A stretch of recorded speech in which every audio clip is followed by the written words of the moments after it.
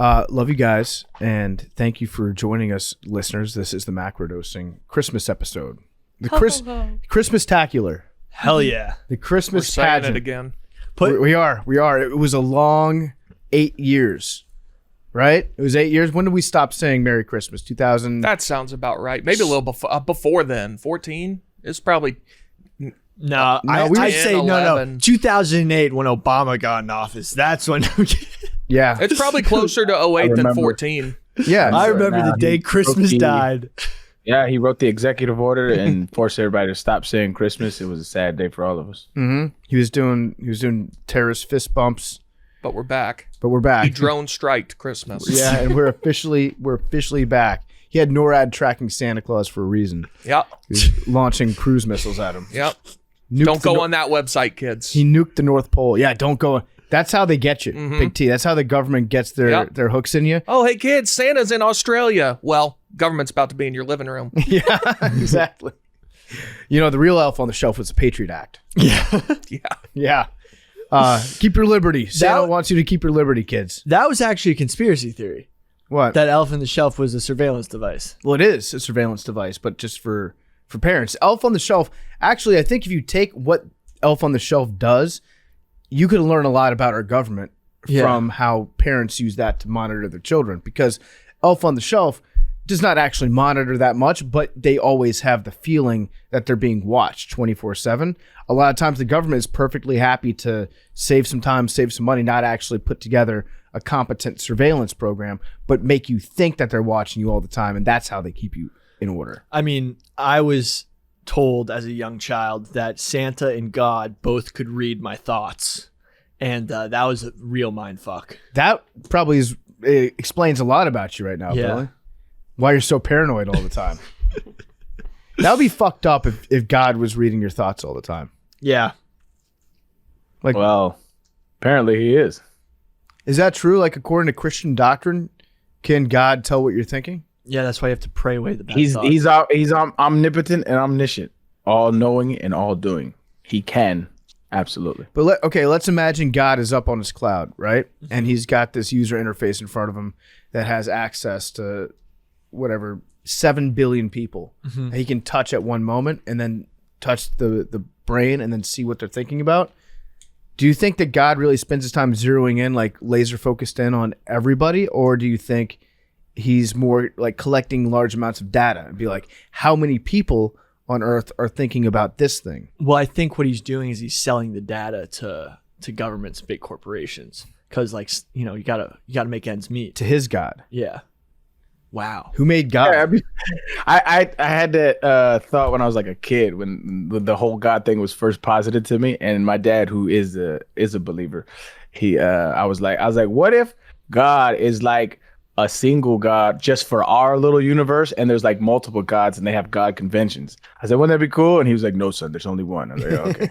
Shot it down fast. Wouldn't God get lonely? God gets lonely too. That's a dope song. God gets lonely too. What if God... because I mean, think about it. He spends all of his time watching other people, monitoring other people, but he doesn't have anybody that he connects with. And no peers. One-on-one. Yeah, no peers. Nobody to back him off when he's fucking up.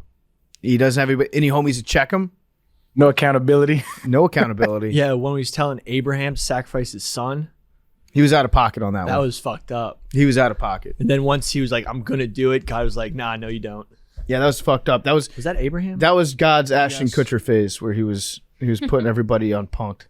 Gotcha. He was out of pocket a lot, honestly. I mean, the whole Job thing. Let's off this nigga's entire family, give him disease, like all that shit. Like, bruh, it's all for like a bet, like a $2 bet, like trading places. Yeah, it was fucked up.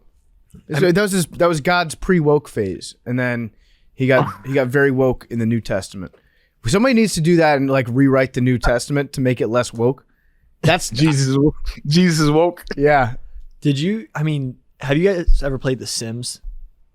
I'm familiar with it. I used to play Sim City back in the day. I never played The Sims. I mean, God just playing a sim, and we're just like a Sim City or a Sim like universe. That makes a lot more sense. He's trying to get the high score. Yeah, he's just also just fucking around. Yeah. Do you? I was thinking about this earlier today because I heard somebody use the term woke.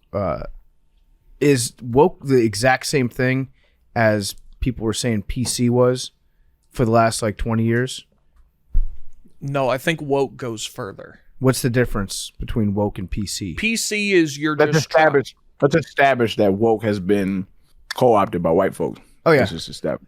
Woke is now more used like being awoken, like awaking from the simulation and propaganda. That was originally. Yeah, that's the original. But now, like, the right is using that. Oh yeah, and by far, it's like it's their term. Yeah. Yeah, it's the right term. I think the left uses it unironically, like they want to. You think be they do? Woke. Yeah. I don't think they do as much anymore because the right has changed. The right has taken. Yeah, they ruined it. It's like when your parents come on, like, you know what I'm saying, they have vernacular that the cool kids were using, and then when they got it, it's like, I don't want to say that shit no more. I don't think the left uses it anymore. They used to, for sure. I think they still do. It was a big thing, but like politically correct is kind of the same thing. It started out on the left saying that's not politically correct, and then the right took it, and then it became the right's phrase for 20 years. I think politically correct is passive and woke is active, if that makes sense. Like has there been any slogans that caught on like from the right that are original that just ain't co-opted? That's a genuine question. Like just say no. Is that? Just say no, yeah. Getting cucked. Yeah, cucked. Cucked did, yeah. That's actually that's a great point, Billy. Like cuck started out. I feel like that started to bubble up around 2015, 2016, calling everybody that was a lib a cuck, and then people realized how funny just using the term cuck was. It's a good word. It's a great word, and so then the left took that over. Cuck is like if somebody else is fucking your girl. And you know about it, then you're a cuck, and you're allowing it. Or if you watch. Or you let someone. If you watch, Or you let someone just fuck up your country. It's like a same type of. It's a good insult. Okay, so they're saying you're allowing the fuckery to happen. Yeah. You're like, a bitch. You're letting tons of illegal immigrants stream across our southern border. What if he's into it though? I mean, I don't kink shame. They are. That's what you're saying about somebody. But then you just called him a bitch, Big T. Yeah. Damn. It actually. So, damn. I'm just gonna go on record and say I don't think I would ever find it enjoyable to like sit and watch my girl have sex with somebody else. I don't understand that mindset whatsoever. Right. I don't understand it either, but I don't kink shame. I mean, I'm not trying to shame him. I'm just saying I can like kind of see, not even see, but like somebody has a foot fetish. I find that feet are not cool. I think they're kind of gross, but like I understand people are attracted to different body parts. I get that. But as far as like cucking goes, what part of that is pleasurable whatsoever? Well, being like, look at this dude having sex with my wife. I love it. So what's interesting about it is like it's something very specific to Western culture and possession of like objects. So it has to do with like objectifying women, especially. It's actually really interesting how it's like a total, like the whole process, a total like Western ideal that goes back to like agricultural nations versus hunter gatherers. Is it like you get a kick out of like you're doing what I say, like you do control what I maybe? say? Yeah. I don't know. I'm not into it, but it might also be a humiliation thing. Some guys are into that. Yeah. Like they like being dominated and humiliated, and it's like, look, your wife is fucking another guy right in front of you. How humiliating is that? And they're like, oh, I love it. I'm thinking through this. Are sports fans cucks? Yeah, that's actually part of So let's say like Tennessee this year. Tennessee could have been in the college football playoff. Yeah. They're not. If Tennessee fans watch the college football playoff, that's kind of like getting cucked. Mm-hmm. Well, it's more like sports fans are cucks because they're watching other men do stuff that they can't do. Yeah. Good job, Billy. I think the fact that you can't do it, though, makes it different. Is it? Of course it is. And like that's actually part like a right wing thing. I think that's to your point, Big T. I think because if you're gonna watch your wife get dug out, you not gonna pick the scrawny cat with the little wee wee. You gonna pick the thing that you can't do, probably. Like that's I guess, but like you could also just have sex with your wife. I couldn't play in the that's NFL. The thing. You can't do it like that. Is the whole thing. Okay, I guess. Yeah, I mean, I guess if you think of it like that, I think that's what it is. They probably get a kick out of like, I can't fuck her like that. So like maybe. Do you think that maybe you think there's some guys that like get the scrawny guy with a little wee wee? And they're like, that would be weird. They're like, look how bad he's fucking you. Like, he sucks. You hate that. You hate that, don't you? Yeah. I wonder if like afterwards, if somebody watches somebody fuck their wife, like they like go out to dinner later on that night with their wife, and they're like doing a play-by-play or like a sideline reporter. Talk to me about when you had your doggy style. Like, do they want to hear like a recap from her? Jeez. Well, there's he really banged you out, didn't he? There's another thing where, like, I saw this online. A girl goes on a Tinder date, and she meets a guy, and the guy and the girl are having a Tinder date. Then all of a sudden, turns out the guy's girlfriend is a waitress at the place that they went for a date, and that's another thing. Like the guy sort of like cucking the girl by like literally taking her on a date to where his girlfriend works, and then they go home and he gets punished for being bad. And then the third party Tinder date's just like, I don't know what the hell I just this walked sounds into. shockingly specific. That sounds horrible because that's not consensual on our parties. That's why it is. I think any kink is healthy as long as all parties are consenting and are of age. Other than that, like that's like abuse. Like that's like it's manipulation. You're manipulating the shorty, thinking you're taking her out to a nice date, but really you just getting your rocks off with your girl later on. That's weirdo shit. Yeah. Bro. Mark this down. We should do when we come back the Jerry Falwell documentary. Have you seen that or heard of it? Yes, I've yes, heard yes, about yes, it. I yes. haven't watched it. But Oh, He's into all sorts of that stuff. yeah. Who's this guy? Oh, Billy, you're in for a treat, my friend. Yeah, we should do Oh, an a episode on that. pastor? Hugh Freeze's boss. Well, he was the president of Liberty. Hugh Freeze was probably banging Mrs. Falwell, right? Yeah, that wouldn't shock me. That wouldn't shock me at all. Oh, this is. I can't wait to watch this documentary. Yeah, we'll put that on the docket for when we get back. I'll write it down. I've got eggnog here. Would anybody like some eggnog? I've never had it. Can I try it? You can. Unspiked, please. Sorry, Billy. This is made with rum, Pre-spiked. brandy, Okay, never and mind. blended whiskey. What is it? Billy, you're like a real alcoholic, bro. No, dude, I just don't want. I have to like drive later. Have a casual drink with your podcast buddies on Christmas, you know what I'm saying, holiday, but like, no, sir, not for me, because it'll spiral into you taking off streaking in the office. Billy pretends that he's an alcoholic sometimes. Do you take it like a shot? No, it's like a It's like a sipping. just a drink, yeah. Okay. So I went to this. I have a drink here with me. It is fucking unreal. It's like some kind of whiskey bourbon with this like tea mixed with like some kind of, I don't know. It's amazing. So I went to this like cookery thing where they teach you how to cook, and they taught us this recipe. This recipe is amazing. This drink is amazing. But the crazier part that I didn't know, she was explaining to me that it has nutmeg in it. And she was like, be careful with the nutmeg because you can get like intoxicated off of nutmeg. And I was like, what? Like, and comes to find out, like you could overdose on nutmeg. Yeah. Like, you could die. You could hallucinate. And I was like, yeah, I've never heard of that before. Yeah. It's wild. That it is crazy. So I learned about that not too long ago myself, actually, that there are people out there that smoke nutmeg because it gives you a reaction similar to LSD or DMT. It's a straight up hallucinogen, and you can get really fucked up. Oh, so I have a bunch of Don't do it. By the way, I should say, like, actual disclaimer, do not do it because it can really mess you up. It's not like a fun drug to do. It's something that like real drug addicts do when there's absolutely nothing left and they die very easily. There's no such thing as a fun drug to do. That is just false. That is ridiculous. Big All T. drugs are bad. Don't do any drugs, kids. What a fucking Poindexter. No. Alcohol. Don't do drugs, kids. But if you do them responsibly. Do not And smoke nutmeg. If you do them responsibly, you can have a good time. Maybe, but So, Billy, you do not want any eggnog because you won't be able to handle yourself? no, it's not that. It's like I don't like drinking during the week because that's like when I'm like getting gains. Okay. All right. That's fine. I'll just have a sip of this. Okay. Mad Dog, give me your eggnog review. Okay. Put the camera on yourself. Cheers. Cheers. Chink. Merry Christmas. Merry Christmas. Merry Christmas, you filthy animal.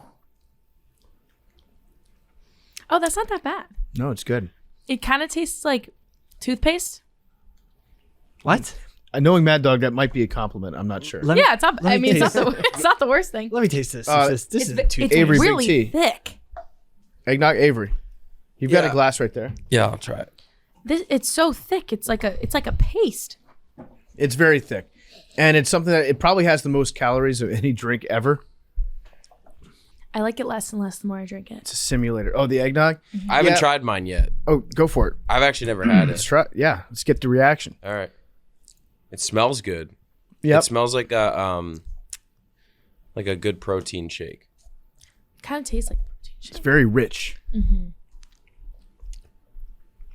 No, it tastes like medicine. That's horrible. You don't like it? Yeah, no, it's bad. Big T, want to sip? No, I hate it.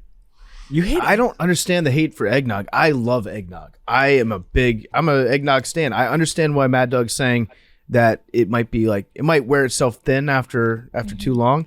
But this is spiked, right? It's Yeah. different. Yeah. This is the one with rum. Okay, I got- need to try regular. Regular eggnog. With like no alcohol. Yeah, it's a little Yeah. sweet, but like the sweetness is supposed to cover up the alcohol. It's got rum. It's got brandy in here too. Yeah, there's something about it that tastes a little bit like medicine. I think it's the rum because it's a little fruity. Also, this is pre-bottled, pre-mixed Yeah. eggnog. Yeah. If you make it yourself, it's delicious. No, I'm not. I'm definitely not counting out eggnog. I think I'll like it in a certain form, but I'm not a big fan of this one. I think a lot of people get turned off by the name. It Yeah, is it's a a bad bad name. It needs to rebrand. I think Bad name. I like the name. It's like Eggnog? I Yeah. like the name. it gives me I'll go with like it. buttermilk vibes. Eggnog. Buttermilk, I think, is the opposite. Buttermilk is something that sounds delicious, but you try it and you're like, this tastes like Satan's cum. What are you talking about? Drinking buttermilk? Buttermilk? You drink buttermilk. I've had buttermilk, but you're supposed to put it in like baking goods. Yeah, that's fine. Buttermilk biscuits, delicious, fantastic. Right. Buttermilk pancakes, great. Buttermilk. Drinking buttermilk, Billy. I kind of want somebody to get buttermilk. Okay, how to make buttermilk? Wait, Buttermilk, people drink it just like it's fermented. You're not supposed to. Oh, okay. Like grandparents probably do. That sounds like something that my grandfather from Greensboro, North Carolina, who was Yeah, like but 91 My years old, would be grandma like, used to make buttermilk. gotta get out the sun and have a nice glass of buttermilk. They tell you you're So- not supposed to do this, but you can do it. Yeah. quick Buttermilk is glass of buttermilk Don't- before bed. Don't tell your grandmother. okay. So it's the liquid left behind after churning butter out of cultured cream. Yeah, it's what rises to the top. Yeah, it's gross. It's nasty tasting. But it's great when you put it in biscuits. We should Yeah. get it. Okay, I think the only reason I like buttermilk is what it's in. I don't think I've actually drank buttermilk before. Can somebody try to We knew you didn't drink buttermilk, bro. can somebody I know, but try to buttermilk just sounds- Postmates it? I've probably Yeah, let me see. I've probably gotten buttermilk. Or go on Instacart. Yeah, Instacart could work too. Just say I didn't know what the fuck it was really. No, I knew like there's a drink You with said- buttermilk you said, in it. I've had buttermilk. Billy, I'm it's trying okay, to man. We've talked about this I'm before. j- Just say it's okay. Say I fucked up. Say I fucked up. It's okay. wait. Let me just see. You have not drank buttermilk, dog. He's close. He's close to saying he fucked up. He's also drank Bruh, glue. nigga had butter and milk separately and figured that he just had buttermilk. The guy drinks Elmer's glue, Arian. We don't know what he's had. I promise you he's never had buttermilk, bro. Billy don't look like a cook. No, So like I do. chances cook of a him good being amount. around buttermilk. No, I spent Saying Billy doesn't every cook. time I went to my grandma's Billy don't house. cook. We spent the whole time baking because it was always around the holidays, and I was the special helper, and I had a special stool so I could reach the counter that I'd get on top of and help. I had a lot Probably of just mix jobs. shit. You probably mix shit and wash it and put shit in the dishes and Yes. push it in the sink. Man. And ate raw cookie dough. And My nigga said I was a special helper. hey, it was a big job for those days. A lot of people are having comments about this this poll that I just put up. Want to take the temperature of the room right now? Who would you rather have? All things considered, Trevor Lawrence, Justin Fields. In a win now situation, Justin Fields. Okay. Like tomorrow, you'd rather have Justin Fields. Yeah, like if you had a team that was a win now team, I'd want Justin Fields. I'd want Justin Fields on the Jets because it's a win now scenario. I'd want Justin Fields on like a win now. See, I kind of disagree with that. I would rather have Justin Fields on a team that's kind of shitty than to have I'd rather have Trevor Lawrence on a team that's got weapons. No, but the ready thing is, to go. The only reason Trevor Lawrence hasn't gotten the flack that Zach Wilson's gotten is because he's been on a shitty team that had no expectations. I think there's a few other reasons why. He's much, much, much, much, much better than Zach Wilson. Much better. Recently. Well, yeah. I mean, he's only been in the league for barely 2 years. Right. Not even. But like he gets less scrutiny because he's on the I think he gets less scrutiny because he's much, much better Okay. than Zach Wilson. Should I get whole fat buttermilk or low fat? Whole fat. Yeah, whole fat. What about you, Arian? Buttermilk. We're not here for. Who would you rather have? Justin Fields, Trevor Lawrence? Honestly, I haven't seen enough of them to make a good enough argument for either one. So if you're just asking me off the strength, I've watched no film on him. I've watched Justin Fields highlights. I've never actually seen him play. Trevor Lawrence, I haven't watched him at all. I haven't even seen his highlights. I did see him in Clemson. Thought he was going to be a good quarterback, but I just haven't. Just on the fly, I would probably say I just haven't even. Depends on what offense I'm running. It just all that shit depends. They're two very, very different quarterbacks. Yeah, Big T, what do you think? I guess Trevor, but I don't think either of them are particularly great. They're not. They haven't proven much yet. They both seem to be having good second seasons in different ways. There's something about Justin Fields that every single week he does something crazy that makes me just freak out. He has some like jaw-dropping plays every week. Trevor Lawrence has been pretty good this year. A couple bumps in the road, but I don't know. There's just something like when I see Trevor Lawrence at his best, I never think to myself, God damn, that dude could be one of the greatest at what he does of all time. When I see Justin Fields at his best, I think to myself, that dude could be the greatest running quarterback of all time. Oh, well, now you're talking crazy. When Justin Fields does things that I've never seen, Vick? that I've never seen Lamar Jackson do, that Michael Vick could not do because Vick was too small. I'm not buying that. Vick was too small? Michael Vick is not a big guy. Michael Vick was. Neither. Hold on. How tall is Justin Fields? Justin Fields is like, I want to say 6'3", right? 6'2". Is he? I thought he was a little boy. No.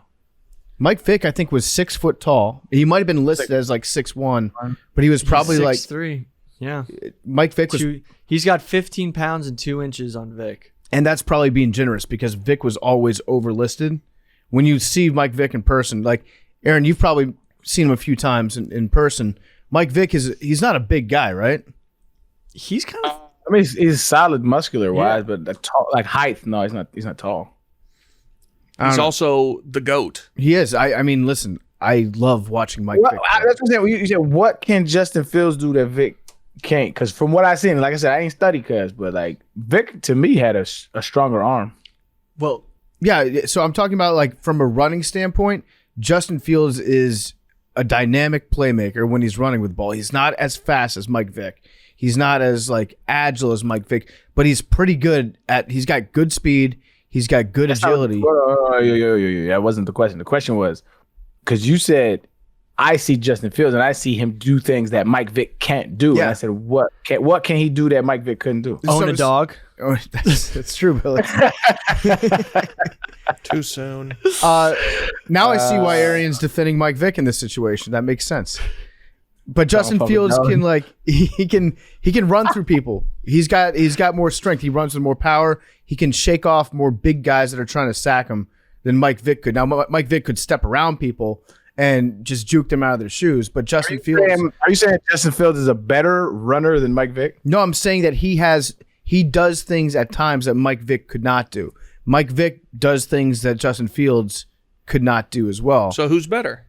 Right. I mean, you have to say Mike Vick is obviously a better running quarterback given the body of work. I'm saying that Justin Fields has the tools to be as impactful of a running quarterback as Mike Vick was. I just got to say, though, I Fields don't takes agree with way that. more hits. Yeah, because he's bigger. He likes to. Yeah, so he's a bigger target. So he's going to get those nagging injuries. That's why I want him on a win now team, because you don't want him on a shitty team just unnecessarily taking hits. That's true. And then, he's out of the, because they add up.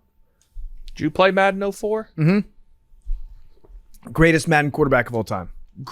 One of the greatest video game characters ever. Yeah. I mean, That's goated. nuts. That's nuts because he's like a real Up person. there with Mario. Yeah, I'm with you. yeah. So I'm taking Mike Vick over Mario all day. what about James Bond, GoldenEye, or Odd Job? Yeah, I was about to make that poll. Better OP video game character, Odd Job. I would put in. I never played this game, but Mike Tyson from Mike Tyson's Punch Out. Yeah. But you're supposed to beat him at the end, right? Donkey Yes. Kong. Good luck. Donkey Kong goated. Yeah. But in terms of real people, like Sonic. Michael Vick, the greatest in No, but I guess let's have sports this games. yeah, Sports games are the only ones where you have real people. let's put him in the conversation with all the I video put game him up there characters. for sure. I'm Odd Job's negotiably the best OP overpowered video game character. Everyone says that. Yeah. He was banned from online stuff. There's no other character that's ever had the effect that he's had. because he was just so small. Yeah. He was minor presenting, Coded. like Messi. Yeah. He was minor coded. Yeah. All right, we got buttermilk on the way. Hell yeah. Okay. Billy, you really talked yourself into a corner here. I don't mind drinking dairy products. You Pal. don't know about It's buttermilk. not. That's not. I mean, realistically, it's Billy's going to not be gonna like do it. kefir. It's going to be like kefir milk. No, Billy. Are we thinks- going to give him another yogurt. chance to admit that he just made it up, or are we going to make him drink it? I'm going to drink it because I'm curious. Billy gonna thinks back he's out. gonna drink pancake batter. I think I literally was drinking. Yeah, that's what it was. Yeah, It was which buttermilk pancake batter. Yeah. Which is but I'm delicious. going to drink this buttermilk. I also got eggnog too, like regular. Okay. eggnog Oh hell yeah! to try. Smart. All right, maybe I'm in the minority on this. When I watch Justin Fields play football, I see things that I have not seen in a long time from I him. think you're getting rubbed off on. I'm not getting rubbed off I on. think you're getting rubbed off on and I'm- gaslit. I'm not. Pause. Are you talking about by Big Cat? No, Yeah. because I think Big Cat likes Trevor Lawrence more than he likes Justin Fields. I like Justin Fields more than Big Cat does. Okay. I'm the one out there staying on a table for him. I think he's a very good quarterback, but Yeah. it's the window that I'm concerned. Yeah, I mean he might. Hey, Big Cat, a Chicago fan though. Yeah, that's what I'm saying. So he's the window. I understand that, Billy, but people have been talking about Lamar Jackson getting injured for years. He runs way differently. He does run differently. He runs way differently. He avoids people and he Yeah. glides. Justin Yeah. Fields runs into people. I mean, that Lamar Jackson highlight from high school, the stop. If you've probably ever seen it, there's a viral video that went viral when I was a freshman in high school. And Lamar's high school had purple and yellow, little kind of LSU type colors. And there's a video of him stopping right in front of the pylon in the end zone. And just a guy just on skates is just sent into the sideline. He just walks in. It was the sickest Duke of all time. That's a guy who could have just easily taken a little bump, jumped into the end zone, but he avoided contact so well from such a young age that he is a totally different runner. Just my 2 cents. I don't know if I was the coldest juke of all time. It's a tall. Have you seen the video? Yes, I've seen it. Fucking. I think you need to rewatch it. Gen X Was Billy. it Trent But I've Richardson? also seen Barry Sanders. I've also seen Dante Hall. I've also seen Peter Warwick. I have a, you know what I'm saying? I think you can make the case that Barry Sanders has way better jukes than that. Barry Sanders turned a dude around. No, I'm going with Barry. I'm going with Dante Hall. Oh, he's a joystick. He had a joystick. Peter Warwick, arguably the inventor of the dead leg. I'm trying to find I think it was Trent Richardson against Ole Miss. Yeah, it was. I'll say it's a disgusting move. I think that Dante Hall had the best jukes ever. I think it's really whoever in their formative years had the best Duke. That's just the Wait, best do you Duke. call it a Duke? Yeah, you Yeah, said just it Duke once, that. and I thought you just fucked up. Billy's and then been you said calling it a again. Duke. You think it's called like duking somebody out? You can juke. You juke. Yeah, it's Yeah. juke. You've been saying Duke. with a J. You thought it. Jukebox. You thought it was Duke until Like like, a dookie. 15 seconds ago. I thought he just was on some new shit that I was too old for. No, but because Yeah, Apparently Billy, he just fucked it up admit it. again. It's okay. We're No. moving forward. You there's thought it was. jukes and dukes. They're just sort of used interchangeably. No. This is where Billy starts to lie and dig What is himself it? in. I'm not. Wait. What is a Duke No. that's different from a Juke? What's the difference between a Duke and a Billy, Duke? just say that Okay, you thought it was called Duke. Duke it out is to fight. Yeah, just say that you thought Duke was Duke. It's okay. But like I think that was just now. I haven't been doing that my whole life. It's because we had that conversation about the Duke. You just spontaneously started to come up with that right now. By the way, just some other interesting football news as we've been sitting here. Travis Hunter, who we discussed on this show a year ago, probably like right now a year ago, because it was on National Signing Day when he went to Jackson State. He's in the transfer portal, and he just tweeted out a link to his YouTube page and said at 100,000 subscribers, I'll announce where I'm going. That's genius. That's, Love that. That's some Riz right there. That is some Riz. Riz God. Oh, I got a tweet the other day that tagged us all. I don't know if y'all saw it, but Riz is just a derivative of I forgot the word. Charisma. Damn. Charisma, yeah. Y'all, is that true or is that just somebody got me? I think so. I think that is the derivative. I think that's a slang from some like region of the United States that it hit mainstream. It's like glizzy. Yeah. It's like just something the that next was word. Yeah. It's something that was from some metro area that popped up into the mainstream and it's gone on fire. I don't know which one. That's That- like how that- vernacular that- works. That's every slang term ever, Yeah. fam. I know, but I'm trying to figure out which metro area it's been. Because Glizzy's DMV. Where did Riz originate? Did you guys call people Bamas? People that you didn't like? No, what does that mean? Aaron, I mean, I do call. Yeah, but I do. quite literally people from Bama. Yeah. Yeah, I do dislike them, but why that terminology? I don't know, Arian, have you ever heard that? Never heard it. I think that's a DC thing. Like, this guy's a Bama. Is that just like people from the South that No, you're discriminating Just like against? somebody that, like, a loser. Well, yeah, that checks out. Yeah, you just call him a loser. No, I'm Like down he's with Bama. that. I'm down with that. I'm gonna add that to my vocab. Okay, nice. You're such a Bama, dude. Yeah. Oh, dude. Yeah, that hits good when you say it. Riz originated People in out New there York. from like the DMV area will hear you say that, and it sounds it's spot on. Love that. Yeah. Where was Riz from? New York. It was a Bronx streamer, Kai Kennett, who then it popped I know who Kai popularized, Kennett is. yeah, on TikTok with him getting quoted in Twitch streamers. So I think it's more of a generational and geographical. Got it. My favorite Duke of all time. If you watch Tavon Austin's high school mixtape, that's pretty sick. What was the guy's name? Joe Adams. He was an Arkansas punt returner, and he had a punt return against Tennessee where he jukes like 12, not 12, like 11, all 11 guys on the field. Have you seen that? I don't know if I've seen that one. Google Joe Adams punt return Tennessee. It's nasty. Also, Adrian Peterson's high school tape. That's sick. If you want to watch his highlight tape. That's not really. He don't really got the bop bop like that, but he's just unstoppable. Unstoppable, like He ain't gonna. his he cutbacks ain't are gonna- nice. Yeah, but see, he ain't gonna like shake nobody out their shoes like that. You know, he might get him every now and then, but he was just physically dominant. Like it was one of the most amazing. Like I had a homie who was in the U.S. Army All-Star game in college, and when we first got to college, he was like, "Yo, there's this dude that went to Oklahoma, Adrian Peterson. This fucker can go to the league right now." He's like, I promise you, dog. His body type is insane. And I was like, shut up, dog. And then, get to see him run and shit. He's like, probably. Yeah. Whoa. I just watched that tape, Big T. Mm-hmm.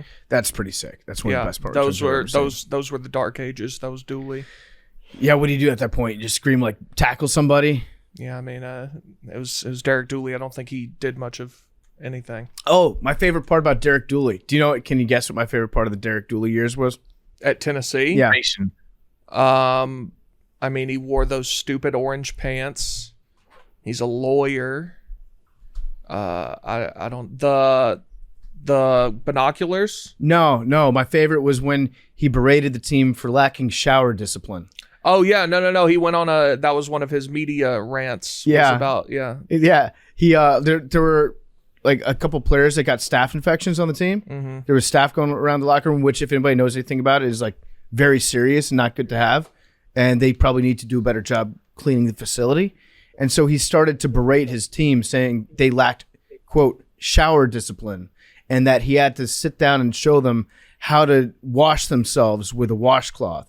He was like blaming the team for not knowing how to shower correctly.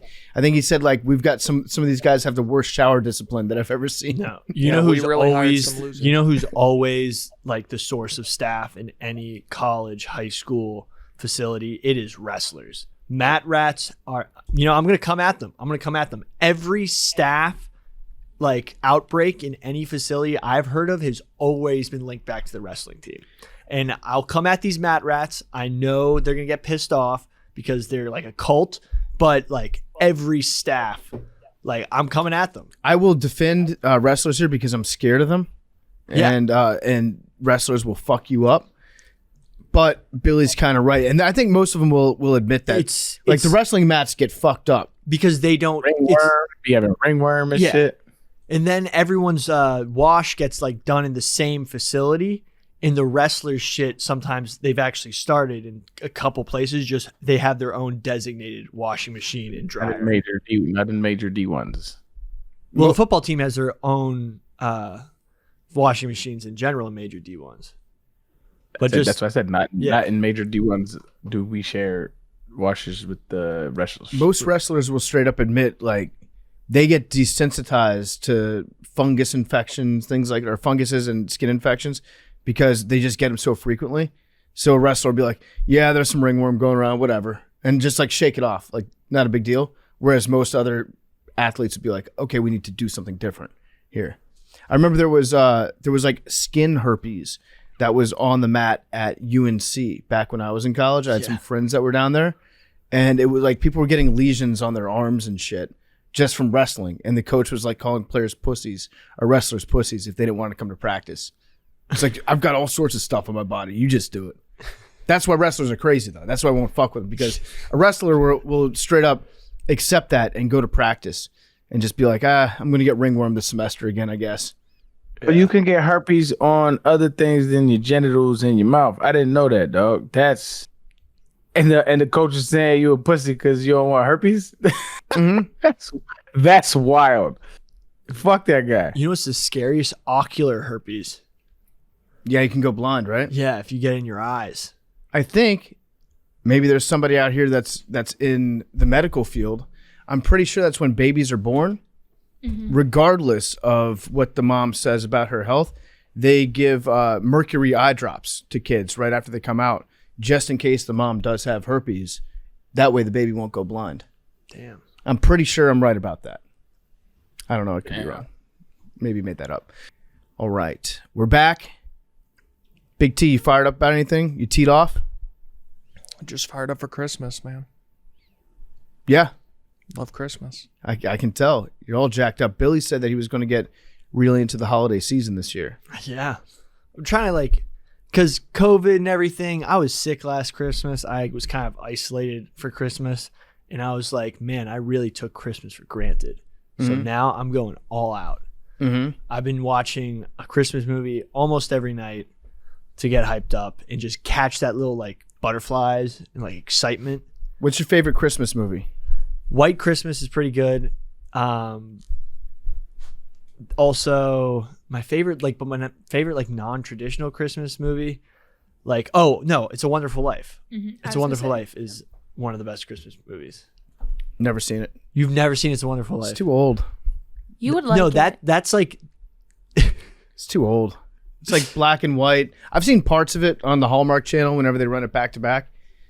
I just can't get into black and white movies. I can't go back. Actually, the funny thing is both of those movies when I was little and I was made to watch it, I didn't really like because I didn't really get it. But now that I'm older, watching those movies really makes you sort of go into the new year with a great perspective and just like be like thankful. It's a good like gratitude moment movie. Like if you want to have a gratitude moment, watch It's a Wonderful Life. Yo, tell me if I'm right about this, PFT. But I feel, and this could be like generational bias, but I feel like our generation is the first generation to like really have fun like as adults. You know what I mean? Like my sister came in town. She was like, yo, you want to do a murder mystery dinner? I was like, what the fuck is that? Like, apparently they had these joints and I haven't gone. We're going to go as a fam. But like, you can go to the dinner and it's like they live play it. And like somebody dies in the dinner and you have to figure out as a crew who did it, right? Yep. Little shit like that. Escape rooms, shit like that. When I was growing up, they were like adults was just adulting. Like they just had errands and concerts. Like there was no fun shit. Like I feel like we're the first generation of adults to be like, yo, I'm taking some of the childhood with me. I agree. Am I wrong? No, like I think you're totally right about that. Our parents and like the generations above us, they were very like, I don't know, felt like they were serious all the time about stuff. You know? Yeah. Like they didn't, you're right, they didn't bring anything from the childhood with them. Now it's like we want, maybe a lot of people will say like that it's because our generation's soft and we were taught everything's about us when we were growing up, that now we're still like, show me the fun. But I think that's a good thing to still want to be entertained and have fun as an adult. It's amazing. That's one of the things. So like, I'm an atheist, right, who grew up Muslim that celebrates Christmas. Yeah. That's wild, right? But it's just like, I see the value in like the joyfulness of getting, because one, when I'm pro worker, right? Being the leftist that I am, when is another time that people just get off of work for this amount of time? You know what I mean? Yeah. It's just, so you got to take advantage of that and enjoy your people and enjoy your family. And so it's like, if we got to celebrate a fat white dude bringing shit in the chimney, let's fucking do it, man. I'm with it. I got the Santa cap on. Let's get it cracking. Yeah, I think you're right. But like generations before us, they would just like become problem drinkers as they got older. And that's what they would do in their free time. They wouldn't go out to a murder mystery. They'd just be like, I'm going to sit around the house and I'm going to drink a half a bottle of gin at night and then get mad at my son and fall asleep. That's kind of kids. Yeah. Domestic abuse was the number one hobby. It was like it happened all the time. It still does, but like it was that Andy Capp comic strip. Mm-hmm. They also do the hot fries. That's how you guys might know him from the Andy Capp hot fries. It's a comic strip about this British dude that just the entire premise of the show is he drinks in a bar all day to escape his bitch wife, and then he goes home and she beats the fuck out of him with a rolling pin every day. That's it. That's his life. He would get off work, he would go to the pub. His drunken friends at the pub would play darts against him while he'd have like 12 beers. Then he'd go home and his bitch wife would knock him out with a rolling pin. And that's it. It's also like, that's what people used to do for fun. That's what I'm saying. Like when you look, even if you listen to like old comics, right? The ones that are not necessarily goats, like I feel like the George Carlins and the Richard Pryors, like they kind of expanded their social commentary. But a lot of the humor back then was, man, Ma, I can't stand my wife. I can't stand my family. It's like, well, fucking leave, dog. Like, what is you doing? Like, it's just the whole culture was just toxic, like as fuck. Yeah, you're right. Comics, like half their material was about like how shitty it is to be married. It's like, well, dude, it's your life. That says actually way more about you, that you've committed and resigned yourself to stay in. You live every day with somebody that you hate because you're too much of a coward to do something about it. Marriage is also totally optional nowadays. All out there. Mm-hmm. Like marriage was like not essential, but was like so ingrained. Like marriage is like optional nowadays. Like you don't have to get married. And I feel like that sort of stemmed a lot of that. And I almost feel like people are now going to have a better attitude towards marriage. Just people that get married because they want to. Yeah.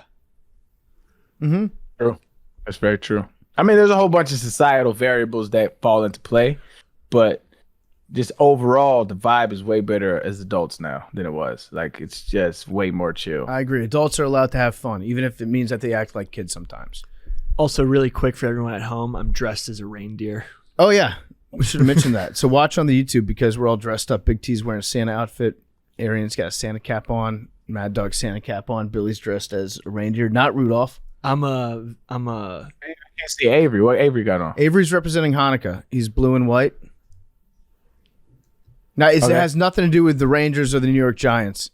He's representing Hanukkah. Okay. Yeah. Billy is one of the lesser known reindeer. I'm a Donner. There you go. You're like the offensive line of the reindeer. Rudolph was the quarterback, right? Rudolph was the flashy wide receiver that just got all. He was like prime time. He was a problem. Yeah. He's a locker room cancer. Why do you think everyone? He was like that's why everyone didn't like him. He's Antonio Brown. Yeah. Yeah. Can we get eyes on Antonio Brown? I think he's still in a standoff. Is he still in a standoff with the police? No, that was played up. Apparently, they like totally fabricated the standoff story because they were like he was in his house and he had a warrant, and there was police were parked outside. Like it was something totally different. They made it sound like he had guns in the house and it was an active like standoff with like a hostage negotiation, with like didn't happen. So it's not a standoff. Don't think so. I think it was more of like a call my lawyer and lawyers talking to a prosecutor and be like, okay, like how much do we have to donate to the DA? Oh, breaking news. Oh wow, this is wild. If you're above 18, Samuel L. Jackson is unaware that his likes on Twitter are public. Oh, just came across my timeline. Only if you're above 18 are you allowed to verify that. Samuel, you horn dog. You horn dog. You. Oh yeah, there it is. What's he liking, baby? What's he liking? I just like the fact that Oh man. he's into porn and he has to like show them that he likes it by smashing the like button. Yeah, it's pretty bad. Like, who are the people that if they watch something on YouPorn or whatever, they go down to the bottom, they smash that thumbs up button. wait, what? Comment. Yeah, comment. Wait a second. Comments, bro. Comments on porn videos is the wildest psychology I could have. Like, you in the middle of spanking the meat, and you just have to be like, "Whoa, hot!" It's just like you have to type that in the middle of you getting off. It's the weirdest shit I could ever think of. Yeah, the porn comment section are hilarious. One time I wrote an entire blog that was in the Pornhub comment section. I think it was when like Barstool Sports went down, the site crashed. So I decided to just pick a random porn video and copy and paste my entire blog into there. And it was like some video about like a stepmom that got stuck in a window or something like that. And then her stepson came in and boned her because she couldn't get out of the window. Anyways, yeah, you're right though. The comment section's so funny. It's like some guy that's like, "Oh man, this is so hot." The next person says like, "What's that girl's at?" And then like the third person says like, "Small dick." It just has to roast the dude that's in it. Also, Samuel L. Jackson. Too much dude. Yeah. Samuel L. Jackson, it looks like, has a large crush or something on Brie Larson. Has Okay. a ton of her tweets, not porn, obviously, but a ton of her tweets are liked by him.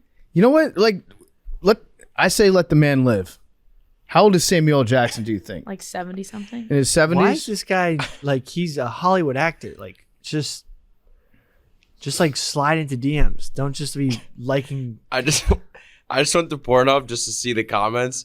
The first video I clicked on, the top comment is, "I also want to fuck like this," with like a happy face and a fire emoji. Yeah, porn commenters are the best. Someone said, "Yo, who wants to play Apex?" So, looking for other gamers. Link up. Yeah. Some of these people are weird, man. It's hilarious. He liked 3 videos, bruh. He does like a lot of Brie Larson videos. Not porn. Yeah, just Brie Larson in general. He's a big fan of Brie Larson. So do you think he has a burner that he usually logs into? What is Brie Larson from? She is from Rome, which is she won an Oscar for. She's also Captain Marvel. Okay. Is that her? Yeah, I think so. Yep. Wow, he's a big Brie Larson simp then. Yeah. And she's just a very famous, well-known actress. One other piece of breaking news right now. Billy. Yep. I know. As the world giveth, the world taketh away. Yep. And as you got Sam Ellinger ripped from your arms, with Nick Foles supplanting him on the depth chart, we're also getting Trace McSorley against Tom Brady this weekend. Throw it on a dime. Just a kid from Briarwoods. Torch passing game. Is this a torch game? Yes. Yes. I think he was signed onto a practice squad. I don't think he was drafted. Trace McSorley? Yeah, was he drafted? You would know better than me. Which means that he would have an even better underdog story than Brock Purdy if he were to like torch pass to be the next Tom Brady. That's true. So we're thinking betting on Trace McSorley this weekend? let's let it ride. A Christmas miracle. That game's going to be so depressing watching the Bucs against the Cardinals. Yeah. Just awful. Just a lot of bad football out there. Tom Brady was right. Bad football. Anybody have anything they want to get into for the holidays? We should do a top 5 list. Macrodosing's holiday top 5. Oh, real quick, we killed the LA Cougar, dog. Yeah. That's right. R.I.P. P22. We did. Yeah, The curse we is killed over. him. Yo, we need to make a shirt of everybody we killed. Oh, like airbrush? Like Yeah. they did what they did for Owen, like the R.I.P. baby boy. Or just, I didn't see that. Did they do like an airbrush shirt? We should do it like 2022 RIPs. And then have John Madden, or was he 2021? Was he at the end of should just 2021? No, I think he was Just do 2022. everyone from the show. We can put John Madden in there Young too. Dolph can get on there. Tommy Lasorda. Yeah. The I Queen. think. The Queen, we killed her. Like figuratively. Prince Philip we killed too. Oh yeah, that's right. We did. We Not killed Jimmy Prince Philip. Carter yet. All right, so We killed Prince Philip before. I heard. I can't get into my sources on this. We had a scare with Jimmy Carter last weekend. We did. Big scare. Really? You guys didn't even hear about it. So this You is have like the scoop? I'm breaking some news right now that you guys did not even. I mean, is it a scare? Is it considered a scare anymore? We came about 30 seconds away from the Associated Press reporting that Jimmy Carter was dead. Really? Yeah, within the last week. Because a reporter misheard what somebody had said from a PR person. And the PR person said, like, he's feeling dead right now. And he's not in great health. Don't get me wrong. He's not doing well. But it was a misunderstanding where the word dead and Jimmy Carter was in the same sentence. And the Associated Press came within 30 seconds of running a story that Jimmy Carter was dead, but he's not dead. He's alive. That's crazy. Yeah. Somebody has that story in the chamber. Like it's just ready to go. Oh yeah. No doubt. If they didn't have it ready before, they've definitely got all their pre-writes ready for old JC. And I hope it's a long time from now. Hope he lives another 50 years. I think the world's a better place with Jimmy Carter in it. Oh, would you want to live another 50? What is he, like 90 something? Absolutely not. I would not. I think, what's the perfect age to live to? I'd say like 95. No, it's too I'd say anywhere from 85 to 90 is a good I was one, gonna 'cause say. I was gonna say. I want to be 87. old enough. Yeah, that's that. Yeah, perfect. I think I want to be old enough to be old and see now to where it's like I can cuss motherfuckers out like little kids and everybody's like he's lived his life, he's earned that. I want to be able to be old enough to be pessimistically accepted.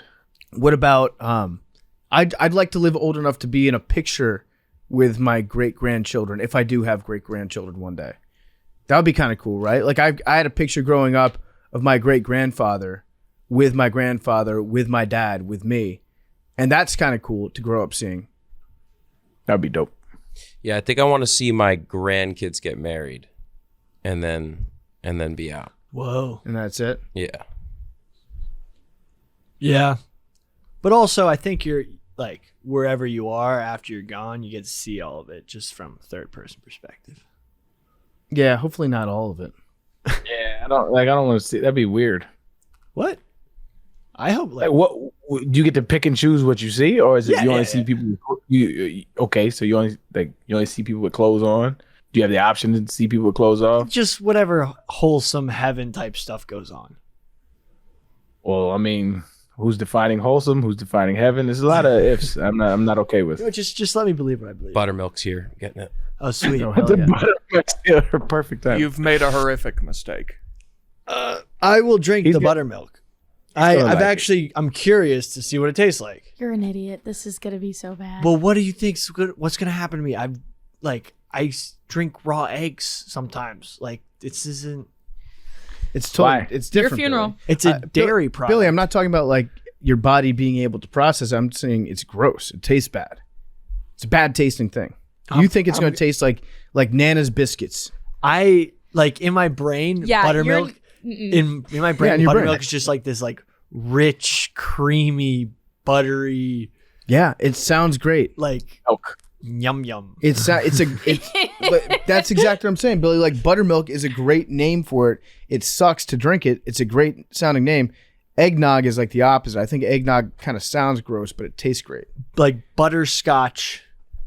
You think it's like butter beer? You think you're butter beer. you Like think- I'm in Harry You Potter. think you're in Harry Potter right now? Also, I just realized we should have had Coley come on and do an honorary eggnog toast because he loves it. Yeah. Oh yeah, I forgot. Shout out Coley. R.I.P. Shout out to Coley because he's still in the group chat. I think his love for us is just he hasn't exited yet. Like, Yeah. that's wild. Definitely hasn't muted, right? For sure, because he hasn't texted in 1000%. it in 6 months. Yeah. 1000% muted. What do Matter we- of fact, you can go ahead and leave, bro. Like, you know what I'm saying? I would love you to stay, but if you ain't, you can leave. Somebody clip that. It's okay to leave the group chat, Coley. He's proven his That's point. all right. He's ride or die. Yeah. You ride or die. Go ahead and exit, man. I know them alerts get annoying. I hate a lot of alerts on my phone. I know we be blowing your shit up. It's okay to leave, dog. No hard feelings. We do miss you though. Thanks. All right, so real quick, let's do some sort of Christmas top 5. So let's do a movie, a Treat? food item, Yeah. what else? Movie, food item, Real fucking Christmassy right now, too. a present. Movie. Best present you've ever gotten. Yeah, best present. That sounds good. So movie, food, present. Yeah, Yeah, let's do we'll just three. do Okay. 3. And so we'll go around the room. And let's do. Do you want to do a best memory No, just do 3. Just or 3. like a best like holiday activity? Let's just make it. Yeah, activity. We can do Holiday activity. holiday activity. I like that as a 4th one. Alright. Do we want to take like? Mount Rushmore of Christmas. Do we want to take 2 minutes to write our own out? Yeah, do you want to do an ad? Yeah, real quick? 2 minutes. 2 minutes. So type it to the group what it is again, because I just wrote it down. I'm in about 3 cups. All right, before we get back to Macrodosing Christmas special, it's brought to you by BetterHelp. This show is sponsored by BetterHelp. Unfortunately, life does not come with a user manual. So when it's not working for you, it's normal to feel stuck. Navigating any of life's challenges can make you feel unsure, whether it's a career change, a new relationship, or becoming a parent. Therapists are trained to help you figure out the cause of challenging emotions and learn productive coping skills, which makes therapy the closest thing to a guided tour of the complex engine called you. I went to therapy myself when I was experiencing loss in my life. It helped me tremendously. Sometimes just being able to talk through your feelings can take a load off your shoulders and make you feel stronger, and you get to learn these productive coping skills instead of having these emotions work their way out in ways that you don't want them to. As the world's largest therapy service, BetterHelp has matched 3 million people with professionally licensed and vetted therapists available 100% online. Plus, it's affordable.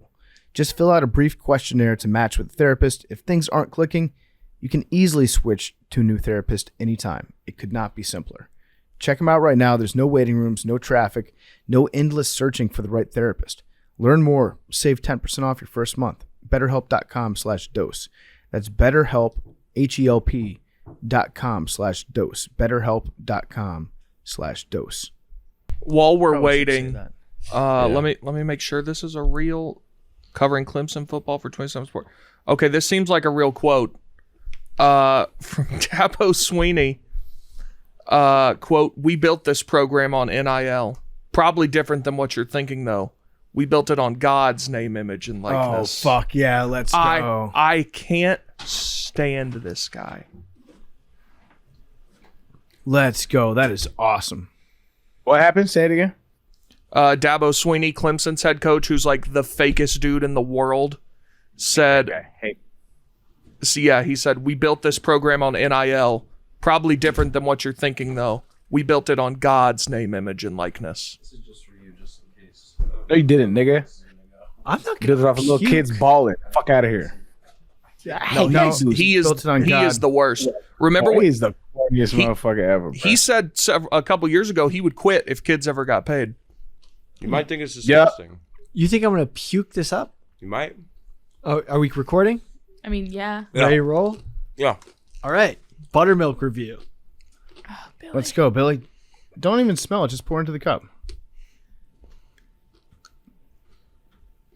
Oh, it's like kefir. It's like kefir. This actually might be very good for you. Have you guys ever had? I doubt that. Have you ever had what's it called? Kefir? Kefir. Yeah. Cultured yogurt. It's good for your gut health. It's kefir. Oh, Billy likes buttermilk.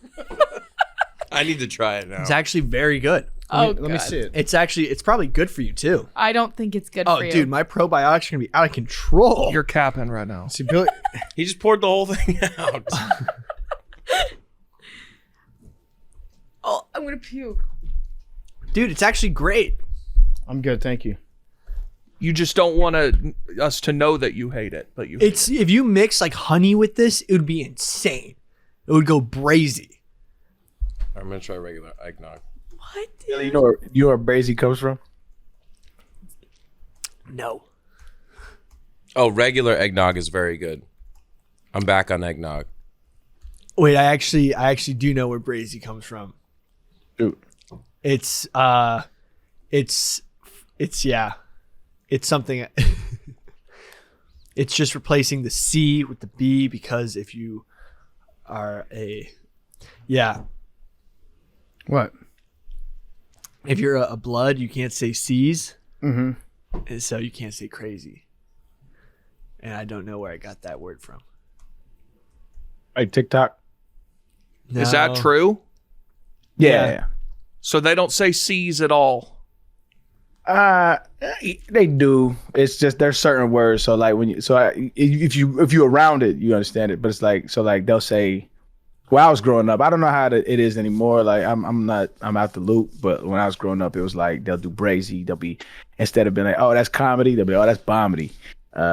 Instead of like, are you cool? They'll be, are you bull? And that's a bullin, right? That's the big one. Are you bull blood? Yeah, they'll be like, are you bull blood? They'll do it like that. I love that. Yeah, I mean, I grew up in my section in San Diego. There's a whole bunch of bloods, but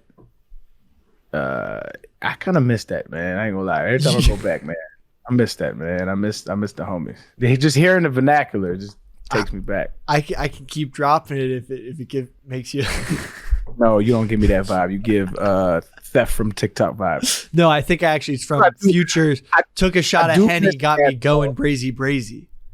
Yeah, I do miss that though. I do miss, and PFT know what I'm talking about. Like, so when he went to college, or like when I went to college, like the internet was just like, kind of starting. It was around, but it really wasn't popping like it is now. And so, I think I said this before, but the vernacular regionally was new, right? So like when I went to Tennessee, I came from Southwest in New Mexico and then San Diego. So like that's the language that I grew up with. And New Mexico has a very heavily West Coast influence. So I grew up around like West Coast verbiage.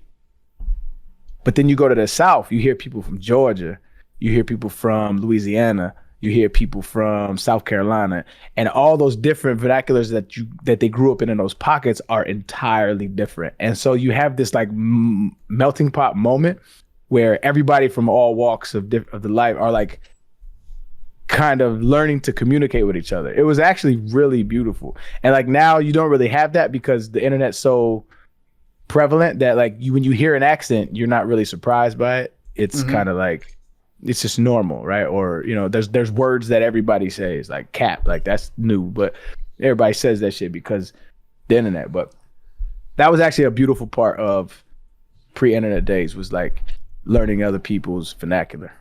Yeah, I agree. We don't really get that anymore. Everyone's exposed to too much all at once. Mm-hmm. You guys didn't know Bama until today. That's what's beautiful about Bama, because Bama was around pre-internet. You had a good tweet, by the way. Your Dabo tweet, that's good. I'm about to fire off. I can't help myself. That guy's he's the absolute worst. I love him though.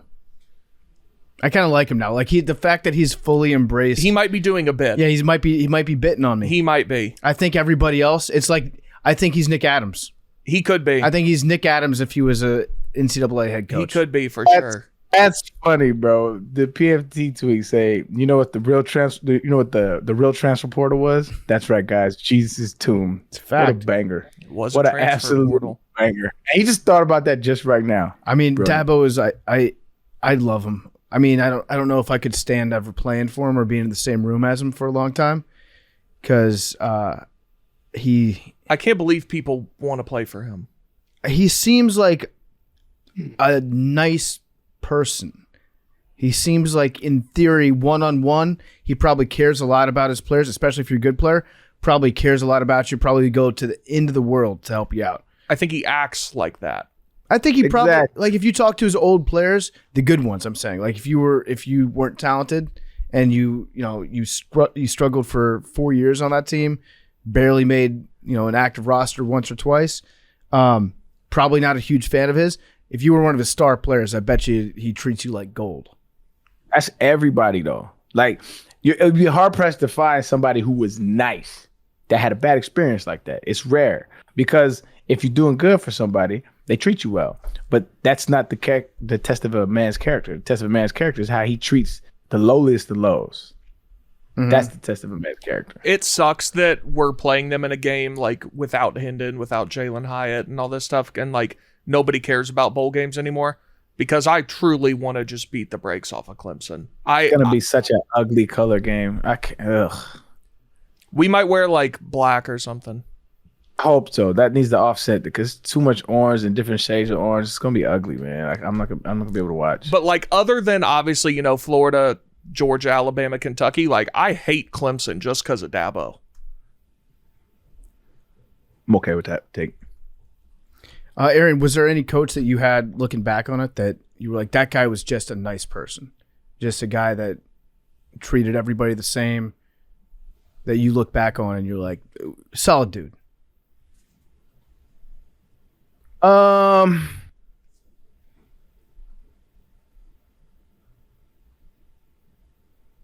It's when you get, I don't know, man. I think when cats get, I'm sure there have been coaches, but from my experience, most coaches, when they get like the reins, mm-hmm. they just care about winning. And I think they're good humans overall, but I think that when it comes to business, they make business decisions, and there's not very many business decisions that just have you. I said it. Koob was a really good dude, right? He was a good dude. I think he was fair. Yeah, I would say Koob. Koob's a good guy, man. Koob's a really good dude. I fuck with Koob. Because he didn't treat me. He treats you. Of course, he treats you better if you're balling. I think that's every coach. But I think he gave me a shot. He was like, he's one of the coaches where it's like, I don't care where it comes from. If you can play, you're gonna stay on the field. And he said that when I first walked on, and he meant that shit.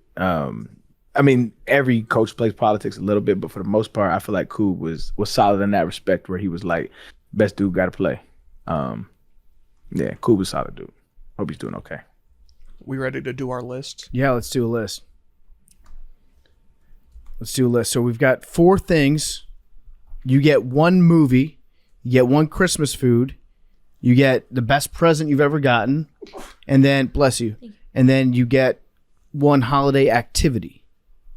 Those are the 4. You going first? You guys already gave me a present today. I'm gonna let Billy go first. We're gonna go clockwise. Billy, Big T, Avery, Arian, Mad Dog, me, and then we'll snake back around. So you get to pick whichever one of those 4 you feel most strongest about in the first round. Most strongly about. Why don't we just go down the list? Like, we'll do movie first. Yeah, I didn't think it was a draft. All right, fine. We'll just go down the list. Billy, you go first. Movie first. I still am working on one. What do you mean you're working on one? I'm the best present. I'm still thinking. Okay, then just do movie. Okay, go. Okay. Start off with the movie. It's a Wonderful Life. Okay. Big T? Christmas Vacation, Far and Away. I love Christmas Vacation, but I'm going to go with Elf. I think it's classic. That's a great one. Elf is my 2. It's, you know what? It's always nice to see like a new movie make its way into that. Like, it's canon. Mm-hmm. Elf is a classic. All right, Aaron. I was torn on this one, man. I was super torn, because if you'd have asked me this a week ago, I'm saying Home Alone off top, and it's not even close. But recently, my shorty made me watch The Grinch with Jim Carrey, and that thing is fire, dog. On the rewatch, and so right now I think it's The Grinch with Jim Carrey. Fire movie. The Grinch is just the Joker for kids. Yeah, I like that take. Yeah, I mean the Grinch. I feel bad for the Grinch. Yeah, they fucked him over. Honestly, yeah, like orphan. I mean, he just threw him out, outcast of society. Like, fuck Whoville. Honestly. They were dickheads.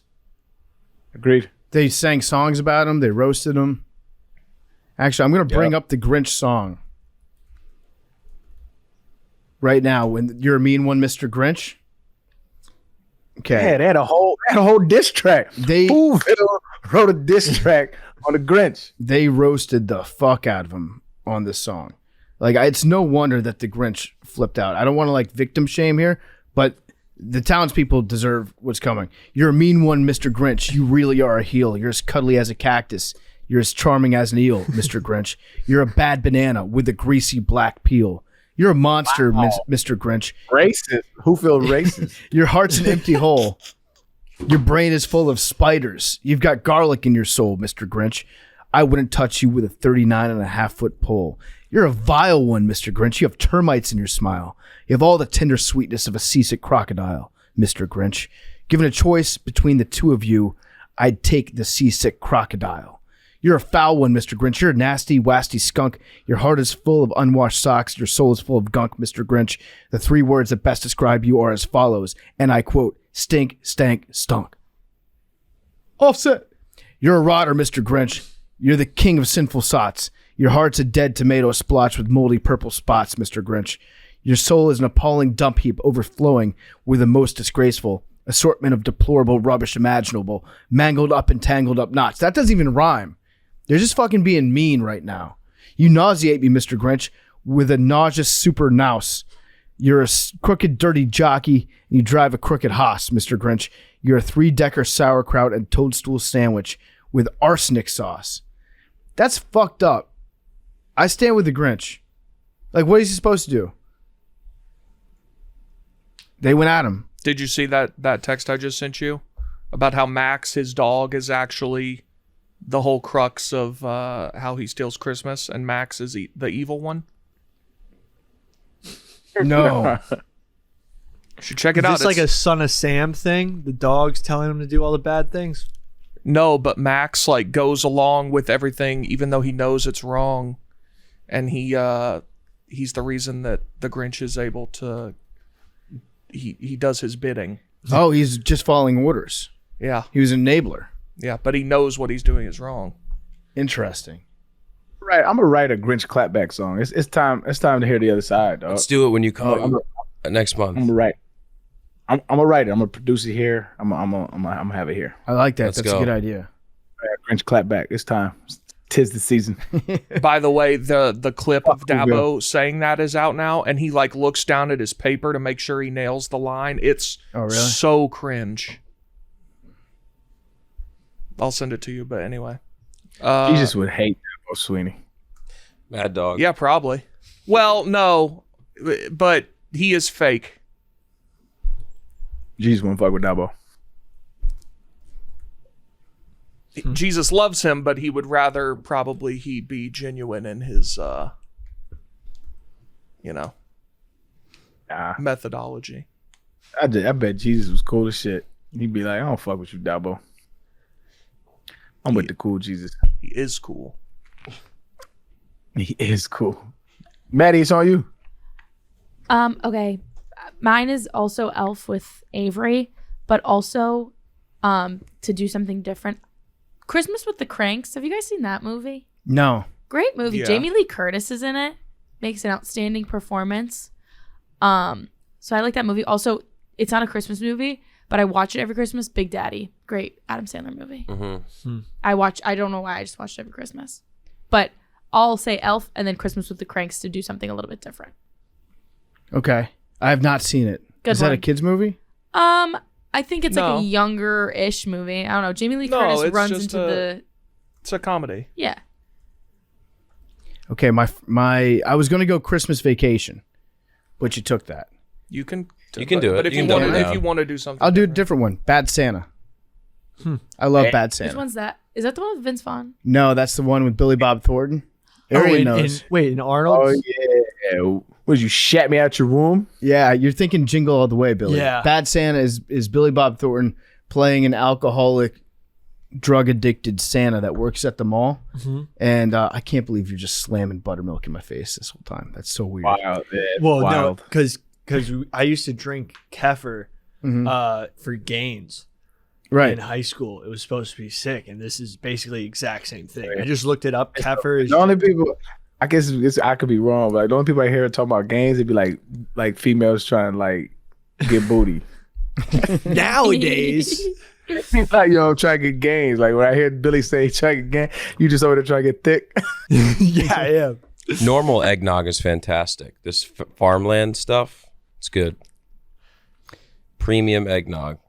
Yeah, but Bad Santa it's a classic. It's like very much like a R-rated movie, so probably not for the entire family, but Billy Bob's great in it. Bernie Mac is incredible in it. Love Bernie Mac. Probably one of his last roles, right? Yeah. Who else is in there? Oh, the kid, Thurman Merman is the name of the kid that's in it. Billy, you've never seen it? No. Have you guys seen it? Mm-mm. You guys got to watch Bad Santa. Okay. Bad Trust me on that Santa. one. Came out in 2003. Yeah, there was no way we would have been allowed to see this, and Yeah. it was out of style when we were allowed to. I'll watch it. A Christmas Story sucks, by the way, just so we're all aware. Cleveland classic. The Don't like 1983 that one. movie. Wait, it's just too Is that the old. joint where is that the you'll shoot your eye out? Yeah. Yeah, and he It's gets trash. his tongue stuck to the pole. Always been ass. Like I remember like watching it as a kid. Like, yo, this shit sucks. It's an old movie that's set even older than it is, so it never resonated with me. Yeah. you know what's kind of a funny Christmas movie? Krampus. If you watch it and look at it as a comedy, it is hilarious. Krampus. We talked about. Oh, that's Halloween. Never mind. I'm bugging. So for my second pick, you want to go food? Yep. Coming back? I'm going to go eggnog. Fuck it. You guys know I like eggnog. About that nog life. You're a nog boy. I am big time nog boy.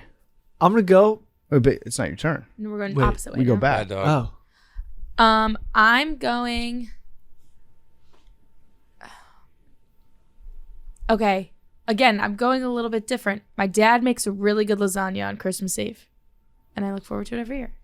Lasagna, that's a good Christmas. Yeah. We don't do like a ham. I don't fuck with ham. yeah. That's what's cool about Christmas. That like you can freestyle the meal, whatever you want. Yeah, I do lasagna.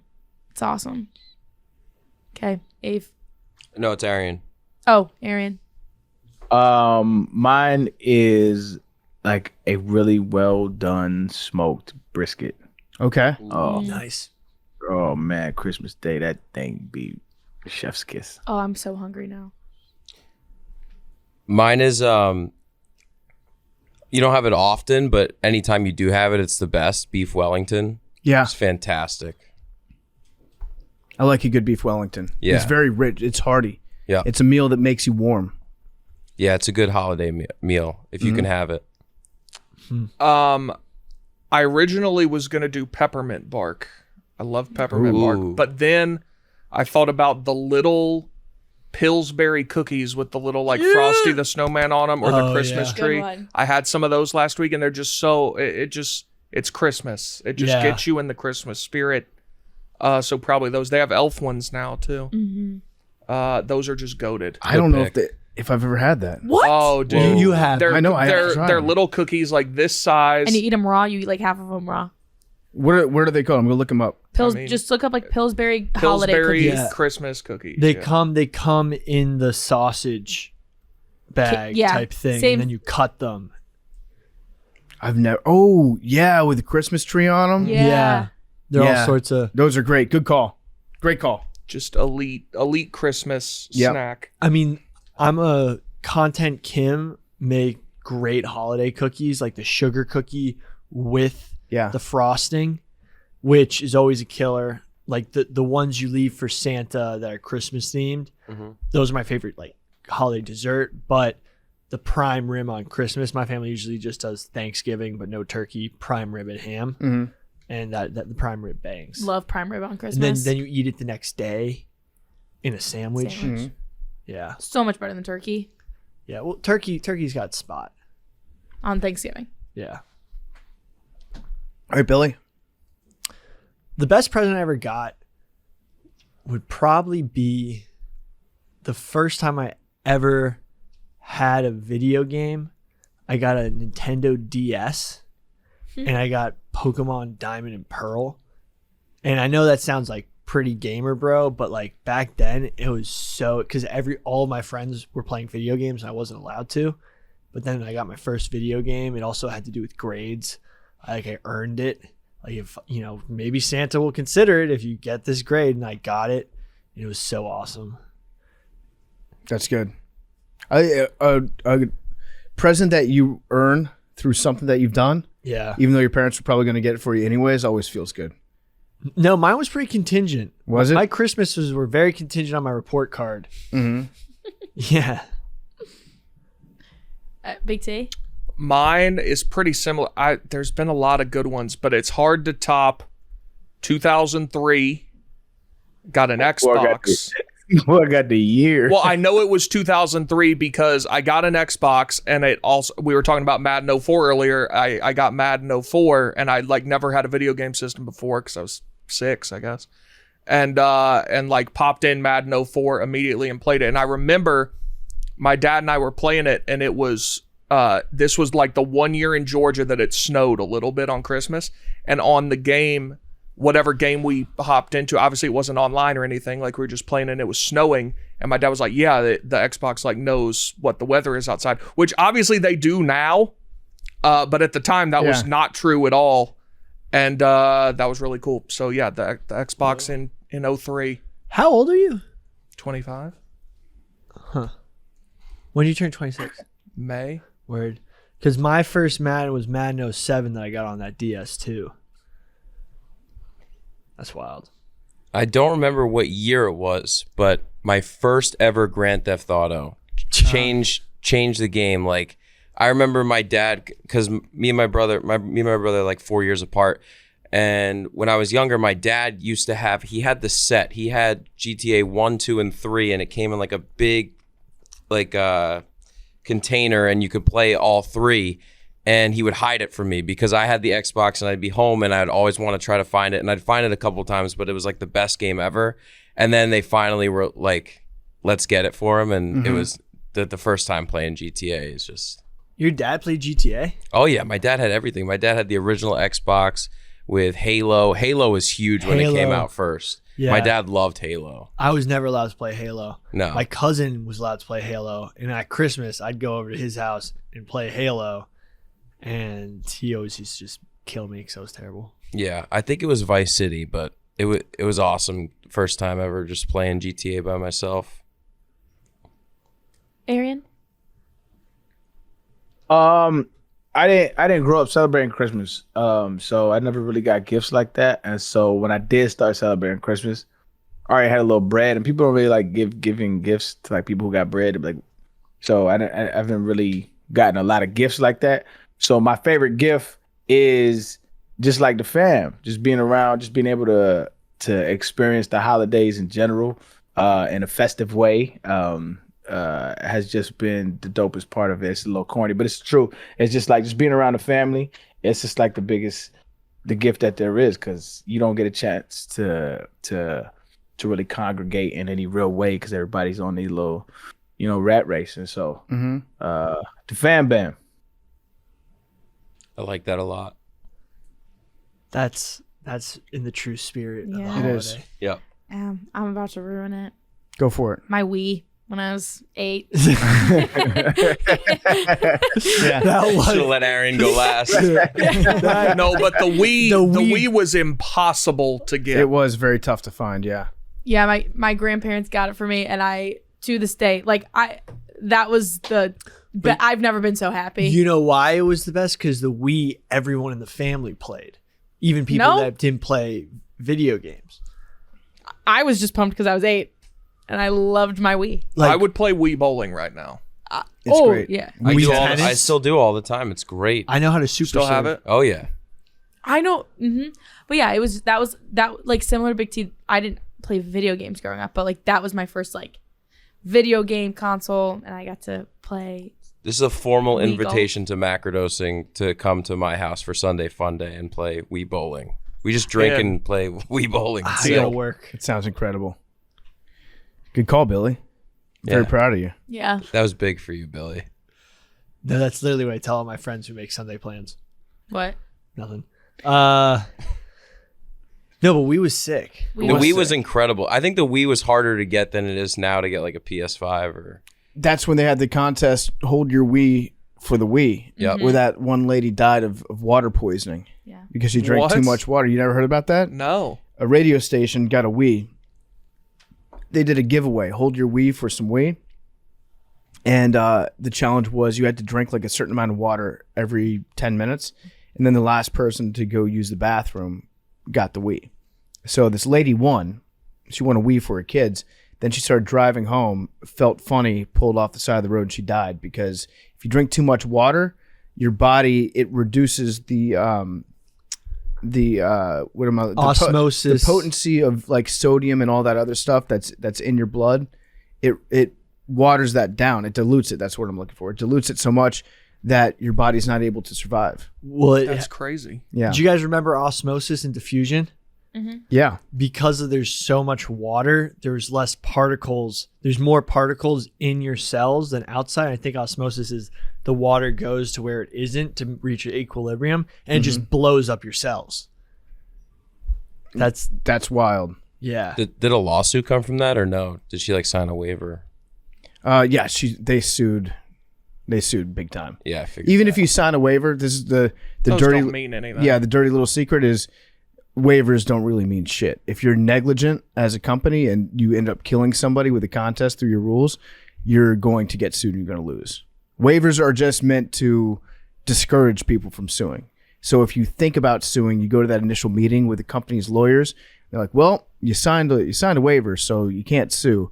And a lot of people will be like, "Ah, shoot, they got me. I did sign that." They really don't mean shit. Yep. That's interesting. Why do they not mean anything? In most states, they don't mean anything. The way that they're written, you can't sign away your legal rights. So what about like NDAs? NDAs, that's a little bit different than a waiver. An NDA works, and usually it's involved with some sort of financial penalty that is enforceable. Well, that's what I'm saying. If you can't waive your rights away, then like what is indistinguishable between like, okay, I waive my legal rights to like property versus I waive my legal rights to dying in a water drinking contest Or freedom of speech. That's good question. I'm not a lawyer, so I'm not totally sure, but I think it has something to do with the fact that you're making an agreement ahead of time with an NDA that if you do end up doing something, then you will have to pay X amount of money. It's a contract, and if you do, I guess that's what my question is, like, because you can write a contract about anything and it's legally binding. A waiver is saying that they're taking away your right to take them to court, which is not really enforceable to do. Whereas an NDA is like, if you do something that's against this contract, you owe us money or we will not pay you this money that you're owed. Okay, yeah, that makes sense. Okay, yeah, that makes sense. I think that's my guess, and I'm not sure because I'm not a lawyer. But my gift, I was going to say, this is actually an easy one. Got a basketball hoop in my backyard when I was like 8 years old. That's a good one. That was a great one. Mm-hmm. And we like installed it ourselves, poured the cement, all that stuff. It was like a project that we all did together. So yeah, getting a basketball hoop in the backyard was sick. And then I'd have my friends over be like, I got a hoop. It was an in-ground one? Yeah, it was an in-ground one. That's the real deal. Yeah, it was. Definitely wasn't 10 feet though. So yeah, it was adjustable. It was adjustable. It's right like 9'5", and then you grew up your whole life thinking you could touch rim, and then it was an adjustable hoop. It's actually kind of sad that I think all of us young people said video games as our favorite present. It is very sad. Yeah. Not me. I mean, that shit was sick. It was. I mean, Grand Theft Auto, I'd get it. That game kicks ass. You could shoot prostitutes. It was great. I'm sure. Yeah, I'm sure if I celebrate Merry Christmas. I would have one. But I just didn't grow up celebrating. So as a kid, I used to come back from winter break and everybody had their new Christmas stuff, and I was like, "Fuck y'all." I was bitter. Yeah, there was one year that I got a computer when I was like 10 years old, but that was mostly because like I needed it for school and stuff. It was becoming something that you had to have in your house. So I didn't have a computer even in my house until I was 10. When did you guys first get on the computer? I was a little Always, baby. I think. Really? My grandpa had one. Do you remember that game Frog in a Blender? No. Oh my God, it's such a classic. It was like, I forget what, I gotta get the name of the game, but like the frog used to be like in the blender and it would like talk shit to you and you could literally just blend the frog. I gotta get the name of it. We had super shitty internet when I was a kid. So I remember when we got finally good internet, but we always had a computer. Because it's necessary. It's necessary to be a student. Yeah. You have to have a computer now. I think most schools just give kids laptops. I think they do, yeah. You get like a school issued laptop. So you guys want to talk a little bit about the history of Christmas in America? We didn't finish our list. We didn't do activity. That's right. Yeah. I forgot about the last one. Okay, so I'll go back. I'll say putting whiskey in your coffee on a cold day. Nothing like starting the day off with a drink. What's that, Billy? What's that? That's look? just how I honor my ancestors sometimes. Yeah, you start your day off having a little breakfast cocktail with the family. The entire rest of your day just completely weightless after that point. It's great. Irish coffee in the morning on Christmas Day. Love that. And when you're growing up, you never knew that your mom was doing that secretly, but she definitely was. It was in the nog. Yeah. When the Irish coffee turns to the nog. Mm-hmm. Yeah, at what point? Mad Dog. I like baking cookies. I think that's a girl thing to say, but love a nice little moment of baking cookies or little treats. I love the smell. Yeah, I love the smell. Then you play a little holiday music with it. It's very Christmassy. Wholesome, like a nice wholesome baking moment. Yep. That's what I'll say. Arian. I don't have much experience, like I said, but from being an adult, I love people watching the family. Like just having the kids cohort, they're just doing their own little thing, the adults congregating and, the teenagers doing their thing, the whole family together just vibing out, doing their thing. I just love sitting back, having a little drink and watching them do their thing. It's the greatest shit in the world. Mm-hmm. I was saying like tossing the rock, playing a little football, some basketball outside, something like that. Yeah. Yeah. Going out, getting a little fresh air. Yeah. Playing sports. Throwing the elbows, some family members. Yep. I love just walking around New York. It's like the only enjoyable time to be here. And it's beautiful. There's Christmas trees everywhere. The lights are cool. Like Fifth Avenue's awesome. A hot girl walk at the holidays. For sure. Yeah. It's pretty lib. Why? No, I'm just kidding. I'm taking a hot girl walk tonight to see all of that. It's a great take though, because I've lived around here my entire life and every other period of the year sucks until now. Like the lights just make this city so awesome, the way it's decorated. You ever catch somebody on the street, like some tourists that are here to experience like a magical Christmas? Yeah. And you catch them in a moment of wonder? Yeah. And you think, like, I always see them and I think to myself, I'm like, they think they're in a movie right now. Yeah. Like I could really fuck up their movie. Just go up, like, put my finger in their back, give me your wallet. Yeah, but that's in the movies too sometimes. Yeah. That's even in Elf, I think he gets jumped. Yeah. And then everyone's like, oh, this is like a movie. This is New York. Yeah. I like the it juxtaposition. when I see somebody going down into the subway at one of the stops that I know that they're going to be in for a real treat once they get down in there. They're like having a whimsical adventure around the holidays. They're going down some steps and I'm like, there's a guy that's shitting down there that's about to just ruin this entire moment for them. They think they're in a Norman Rockwell painting. Yeah. It's going to be more like a Jackson Pollock in a second. Billy. My favorite activity is hollowing out a snowbank and turning into an ultimate snowball fort and waging war on anybody who tries to fuck with the fort. Yeah. It's totally terrible. Don't do this because the plows will like crush you while you're buried in the snowbank. But if you find a snowbank that's like, the plow guy, like it's gone and your snowbank's not gonna get fucked with, and you pour water on the outside and it freezes overnight and just turns the snowbank into an ultimate snow fort, and then you just make a bunch of snowballs in it, then you just hide it and like try to light a fire, and like all your cousins are there, and then you're just in your snow fort that you just perfectly burrowed into and like turned into an ice castle, and you can do whatever you want in it because it's not in the house and it's under your jurisdiction, and you can like just drink soda and stuff or like play with your frogs. No, not in the snow. You weren't allowed to take them outside. No, but like you're just there with your cousins and you're just like making plans, drinking sodas. What What kind of plans would you make? This seems like a very specific pranks. This whole activity was very specific. I like it though. Like I feel like I'm there. Yeah, you everyone, if you're listening to this podcast, you're in the fort. Like you can, it's just like you're bundled up and you got your good gloves on for snowball making. Yeah. Billy, your quick winter question. Coat, and you're breathing heavily because you can hear like the smoke. I mean the smoke's coming out of your mouth, and you're in your fort and you like have a flashlight in your fort and you're trying to figuring out. Billy, quick question. The neighbor girls are walking down the street. What do? You put on a baklava and throw snowballs at them. Yeah, you attack. Billy, another quick question. Oh God, your dorky cousin, much younger cousin, is nearby and he wants to get in the fort. Do you let him? You say, "Oh, come outside." He comes outside, pelt him with snowballs. Okay, yeah, cool. Yeah, this checks out. It's exactly the scenario I thought it was. Put on my baklava. Yeah. It just sucks because it doesn't. Baklava, yeah. But the best, just let it ride. passing cars, hit him with the snowballs, duck into the snow fort. It's the perfect guerrilla warfare. It is fun, but it just sucks because it doesn't really snow anymore, like around Christmas time, especially up here. In the past 3-4 years, it really hasn't. And I was gonna say pond hockey, but like I don't even get pond hockey that much anymore because it doesn't get as cold as you. The specific memory I think is from 2008.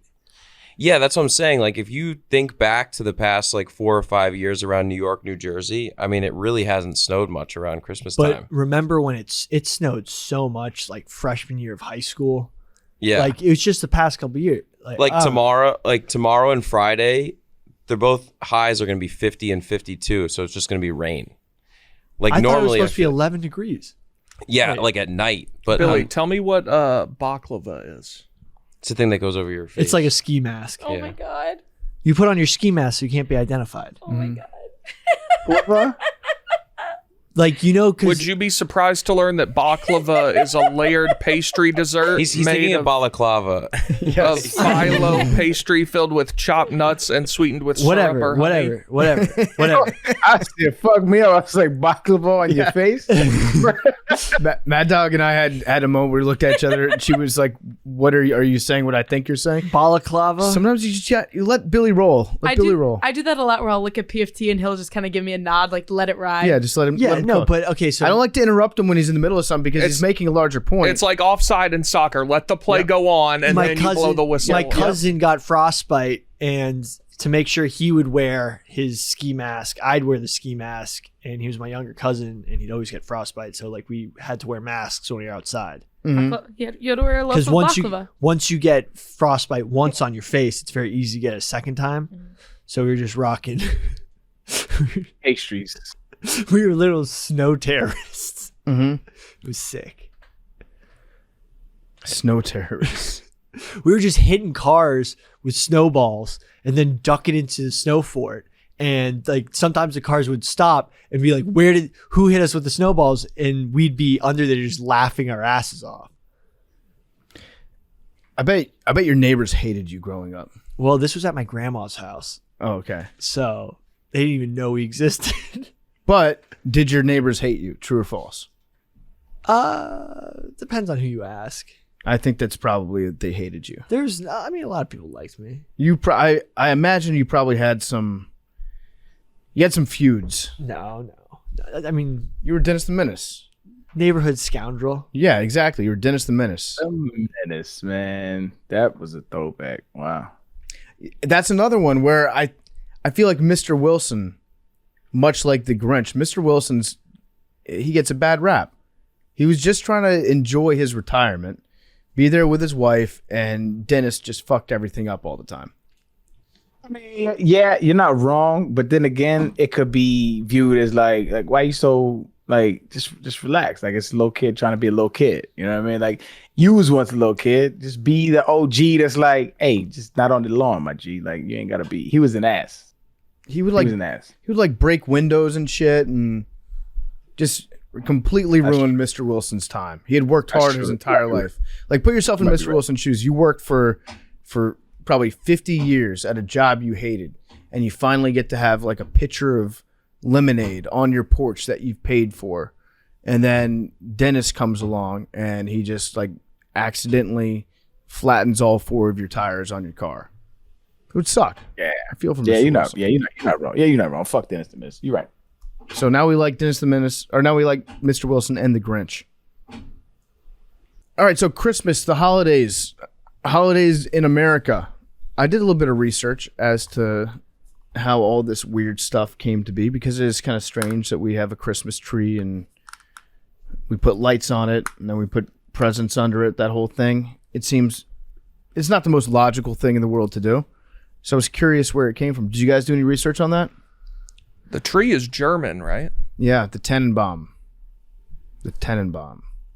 But it's yeah, and it was just, you can give the chronological order of it. I was just fascinated by the whole thing, how like Christians in today's America would be like the reason for the season, when the origins of it have nothing to do with Jesus at all. It's odd. Yeah. So around the holidays, people used to go. They would go wassailing, and wassailing is you heard it. What's the song that's in? Here we go wassailing among the. Here We Come a Wassailing by Kate Rusby. Yeah, it's like a classic song. People used to get together and they would go wassailing, which is like caroling. It's like a mix of caroling and trick-or-treating. So poor people would get together around the holidays and they would get hammered. Then they go door to door, knocking on doors, singing Christmas songs, or just singing songs for the rich people that lived inside their houses. This was at least very big in New York. And that's where the term, or they called them Knickerbockers. The people that were the wealthy elite class in New York, that's where the New York Knicks come from.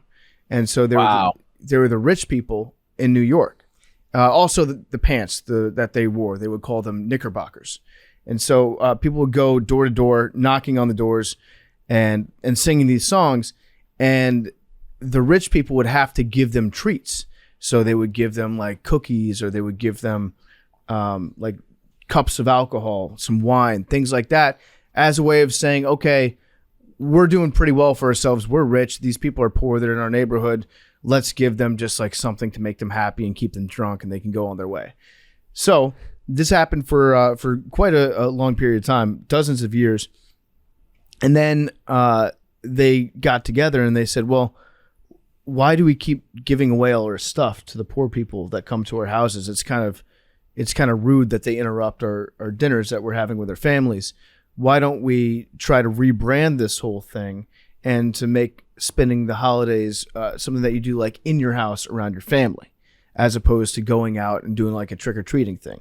So the wealthy elite people here in New York, at the time, they're also in charge of a lot of the marketing firms and a lot of the big stores and things like that. So they started putting out ads and like Christmas promotional materials, showing families like having indoor in their own home activities with presents under the tree. And it was also, by the way, very common back then for people who worked in, I don't know if it was like a garment factory or a factory in general or retail stores. They would give their bosses presents around the holidays. It wasn't like the other way around. Actually, that's what you guys did for me. Thank you very much for giving me the smoker. I appreciate that. But then people got sick of giving all these presents to their bosses, because it's like, why are we giving our boss a present? That doesn't make any sense.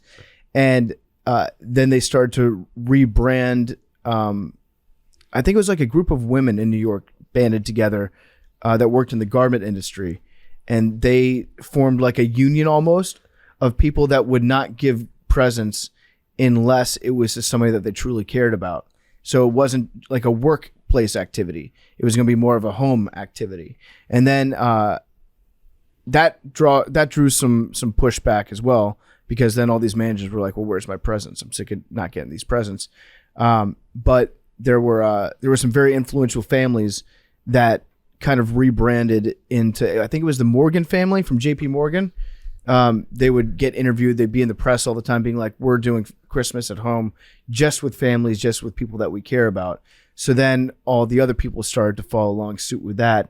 And it became less about going out and being like a social outdoor holiday like Halloween, and more about just hanging out with your family, with the lights inside and all that stuff. So it was like the late 1800s, early 1900s when all this stuff changed. It was right around the Industrial Revolution.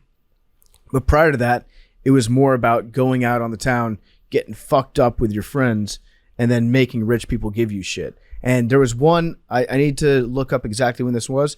There was one time where it really got out of hand that probably caused this whole backlash against it. And I think it was like a 7 or 8 day drunken riot where people were just hammered outside, just cruising rich neighborhoods, demanding shit. So it was like the start of a revolution around Christmas. And then at that point, rich people were like, this is too much. Let's keep these swine indoors from now on. There was a system of checks and balance and class warfare. Yeah, and that was one of them. The rich. Yeah. That's what kept the rich from, too much income inequality, was the threat of a marauding crowd at Christmas time. At Christmas, so Bezos. Go to Bezos's house. Yeah, but this time they go to Bezos's house with a gigantic guillotine. Yeah, there you go. Billy's advocating for murdering. No, Jeff that Bezos. actually happened. Oh, did they?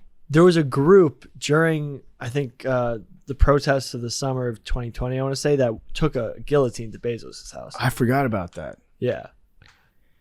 So That's wild. maybe if they did it around Christmas, it just begged for things. Yeah. I think I just did the real life Alonzo morning gif where he was like, huh? And then, all right. Yeah. I didn't say anything out loud. Yeah, so the Christmas riots, I'm looking it up right now. This is actually a long time ago. So the Christmas riots were on 1647. So it was still plays. Yeah, a Puritan government tried to cancel Christmas. This is in Canterbury. The people there protested with a destructive game of football followed by a massive brawl. They called it the Plum Pudding Riots. That's awesome. So like Avery said, they went out, they passed the rock around for a little bit. They got so drunk and pissed off that they had a massive, massive brawl that sprawled across the entire city. And then the Puritan government said, okay, no more Christmas. Can't celebrate it outside. They actually outlawed Christmas after it in general. So people had to be secret about how they were celebrating it. Sounds just like now. Yeah. Well, we can say it again. We're saying it. We're saying it, but secretly inside. Right. They'll lock you up. I went to Starbucks the other day. They don't have the Christmas cups. They don't have them. It's very sad. Like nothing at all? I think they've got a red cup that they're using now. Yeah. Satan personified. Yep. Did you guys learn anything about Christmas? And the true meaning of Christmas? The when you do a little digging on the 'Twas the Night Before Christmas, that whole thing, that poem was written by a dude named, what's his name? I just had it. Clement Clark Moore. And that poem was largely like, it appropriated Santa Claus. Mm-hmm. Santa Claus was originally like, it was the whole fable of him was not originated like from Christmas. So it appropriated that. It appropriated the red deer from other stories. Like it garnered like all these different traditions and stuff. And he put it into this poem, and this poem got published anonymously originally, but it gained so much steam that like the folklore started like loving it around it. And later he claimed authorship of it. But like it's like one of the most famous lines of all time, "'Twas the night before Christmas."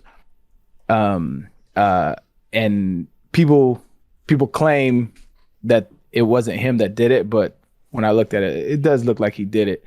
A lot of people riot for him, but But yeah, just looking at this poem and how influential it was to like the traditions of our current Christmas was interesting. And it's interesting because it's like consumerism in America now is just a part of this big media market machine, whereas in those times in the 1800s, the media market machine was controlled by various news publishing groups and newspaper publishers.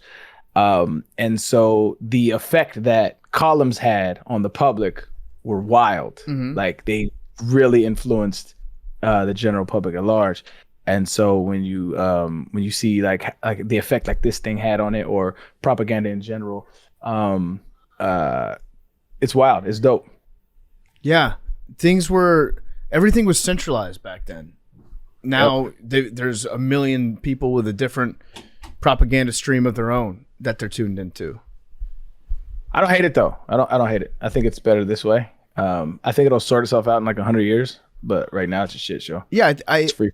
I think you're right about that. There's, traditionally there would be people like 2 or 3 reporters in the entire country that had access to the president, had access to powerful people, and then everyone had to go to them to find out what the news was. Those people eventually would become corrupted by getting too close to the people that they were supposed to be challenging and reporting objectively on, and then everything got screwed up. And that would just kind of rinse and repeat. There'd be somebody else that would come up, and the next generation of somebody that would inevitably do the exact same thing. So, I don't hate the old ways of doing things for a simple fact. Is like if you look at like journalistic integrity, I think there was higher standards back then. There was way higher. Like that's true. Like the journalism back then was like really uncovering like real things, and it was like evidence based. It was backed by fact. It was backed by things, and then they would come out with the piece. And now it's like you come out with the piece, and then you kind of try to piece together, retroactively. And because it's about selling articles rather than getting to the. But anyway, we digress. What about you guys? What are your favorite things about Christmas? People are nice. I just love you don't get that a lot anymore. Yeah. I love the way everything's lit. Christmas lights are the best. I like how it's a whole Oh, season. we should do. I'm sorry. Go ahead, Maddie. No, you're good. I was just saying, I like how it's a whole season, not just a day. Like it really gets you in the spirit. You have time to warm up to it. Yeah, that's true. Right, And when does Christmas start? Well, I was going to say what's ironic after is Thanksgiving. Yeah. Day after Thanksgiving, Christmas starts. Correct. But in the same time that the Happy Holidays movement has kicked off, and you can't say Christmas anymore, there's an inverse relationship between that and when people start celebrating Christmas. It starts on October 1st now. It's out of control. It ruins it. In a way, it kind of does. It dilutes it. I've seen Christmas decorations and things for sale in Costco in August. Yeah. I think that they're just doing that so that somebody's going to take a picture of it and then post it online. They're asking for clicks at that point. But I think that there was a movement. What's wrong with that, though? What's wrong with celebrating Christmas? It dilutes it, I think, a little bit. Yeah, it defeats the whole thing. Maybe I'm just new to Christmas. Maybe that's it. I've been celebrating it about 10 years now, maybe a little under. But let's do it year round. This is the greatest shit in the world. I love the weather. I love the overcast. I understand when people are like, it's consumerism, and I get that. I get that whole shit, right? And I don't think it should just be about gifts. That's why like most of my fond memories and my best parts is about the people that you share with. That's what I'm more involved with. But if we want to disguise it with the candy canes and all that shit, let's do it. I don't understand. Like, you can't dilute a good time. Arian, I have some great news for you if you want to celebrate Christmas all the time. What's that? I mean, are you trying to go to church, hit him with some Christ? I'm just saying you can celebrate it all the time. No, you can't. No, you because that takes away from other holidays. He's not getting it. He's saying you celebrate Christ. You celebrate Christ all the time. Oh, Jesus has nothing to do with Christmas, family. That nigga has nothing to do with Christmas. Not your Christmas. Anybody's Christmas. That was the point of, did you research at all the origins of Christmas? No. I'm a big fan of the pagan. You should, because it has nothing to do with Christmas. Yeah, that's not true. A lot of these That traditions is are absolutely true. A lot of these pagan holiday. Yeah, it's pagan. So We That's went over this last year. incorrect. yeah, no, it's correct. They're Come like on. the tree, You don't all that stuff. really Yes, think yes, he's the- born yes. on December 25th, do you? No, but that Okay. the narrative you're going with is also wrong. But the Christmas tree and putting Whoa. What narrative I'm going with is wrong? that Christmas has nothing to do with that's lunacy. It's not lunacy. What are the origins of Christmas to you? Like, what do you think it came from? The birth of Christ. What are we talking about? That's not true. Okay. It just Well, didn't- then we just I don't even know what we're talking about. The Yeah. origins of Christmas is what we're talking about. I mean, am I taking crazy pills? This is not. You're Yeah, not I don't taking. think You're not it's taking crazy pills. It's not even controversial. And a lot of it had to do with some of the stuff. Like, what are y'all talking about? No, Christ.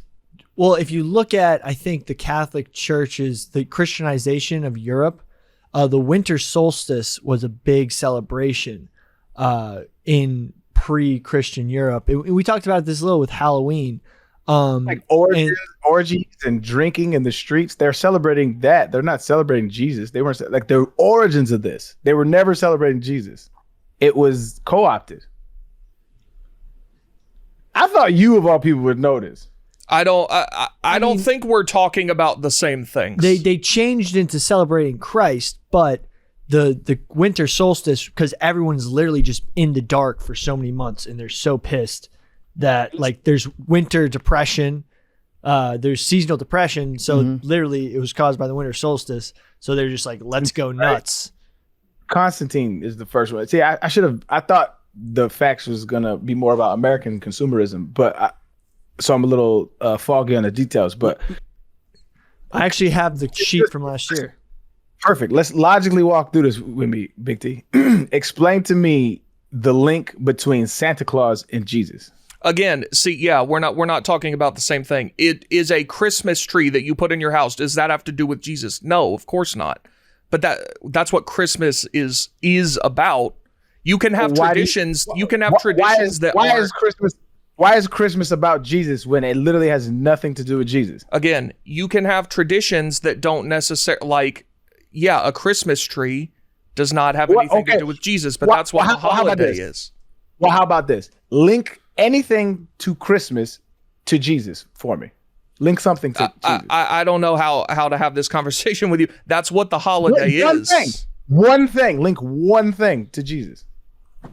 That's what the holiday is. Isn't it? It was a pagan holiday. Do you know who the pagans were? Dude, okay, we don't know that like definitively that they chose to put Christmas on all that stuff. But even if that is true, it doesn't matter. Right. The majority of biblical scholars agree that Jesus was not born on December 25th. Yes, and I'm being yes, dude. So when you're saying, that's what I understand. I didn't even think that was controversial. I was flippantly making that remark. I didn't even think this was controversial. Like, I don't get what you're saying. I'm saying Christmas has nothing to do with Jesus. It does in the modern interpretation. But that's what I'm saying. It was co-opted. It's a pagan holiday. I thought that I'm the atheist, and I'm all for it. I don't care where it comes from. It could come from Jesus. It could come from a devil worship. I don't know. Fuck. It gets families together. I'm with that. But I think there is a general consensus that Christians a long time ago chose to celebrate Christmas on December 25th because of some pagan holiday, that was also on that day, which we don't know to be true, but it could be. That's not saying that Christmas is a pagan holiday if they chose to do that. So the original Christmas was on January 7th. Well, how? Let me keep. How? Three Kings Day? Because if you're saying that it was originally a pagan holiday, something else was. It would be like it's literally what it was. No, it would be like putting something like if we decided that football was rotting people's brains, which it kind of is, and is terrible, and we don't want people watching that. If we put something on Super Bowl Sunday and then had people do that instead, that's not, you're overtaking something. It's not, that's not. But again, if we go by that premise, then what you would have to concede is that there has been nothing of Jesus that has taken its place. Nothing took the place of the pagan holiday. Because if you're arguing that consumerism has anything to do with Jesus, I don't think you've read Jesus. I think you're conflating. There's nothing about Christmas that is Jesus-like. There's nothing about the way you celebrate Christmas that has anything to do with Jesus. There are people who celebrate. People go to church on Christmas, dude. Church has nothing to do with Jesus. Jesus said you didn't even have to go to church. You don't have to have a place of worship. That again has nothing to do with then I guess we're just I don't know how to have a conversation with you with some of these things you're saying. Big T. Because are you saying that you cannot be Christ-like without going to church? No, but also saying church has nothing to do with Jesus makes no sense. Render unto Caesar's. Churches pay no taxes. Like, what do you mean? Churches are they rob from people. Okay, well, that's an assertion you're making that just does. I mean, we're just not. That doesn't make sense. Churches robbing from people doesn't make sense. No. I think that Christmas is definitely now, in the views in the eyes of a lot of people, a Christian holiday, but it's got its roots in pagan beliefs, and so it should be a time where we can unite together, guys, and say goodwill unto you both.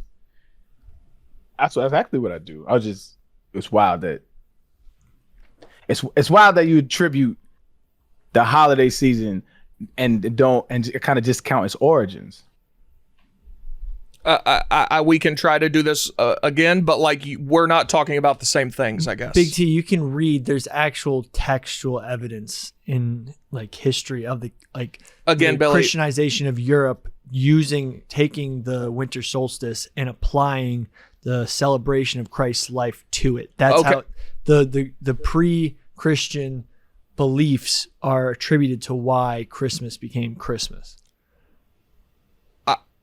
Even if that's true, which we don't know that it is, it doesn't matter. It is. That's literal history. We do. That's does the Roman Empire exist? Yeah. There's another great Christmas tradition. The news dump. The news dump. Organizations and specifically the NFL has done it before, but if you need to bury bad news, you release it like Christmas Eve. You release it right before Christmas, and then nobody cares about it. Nobody follows up on it.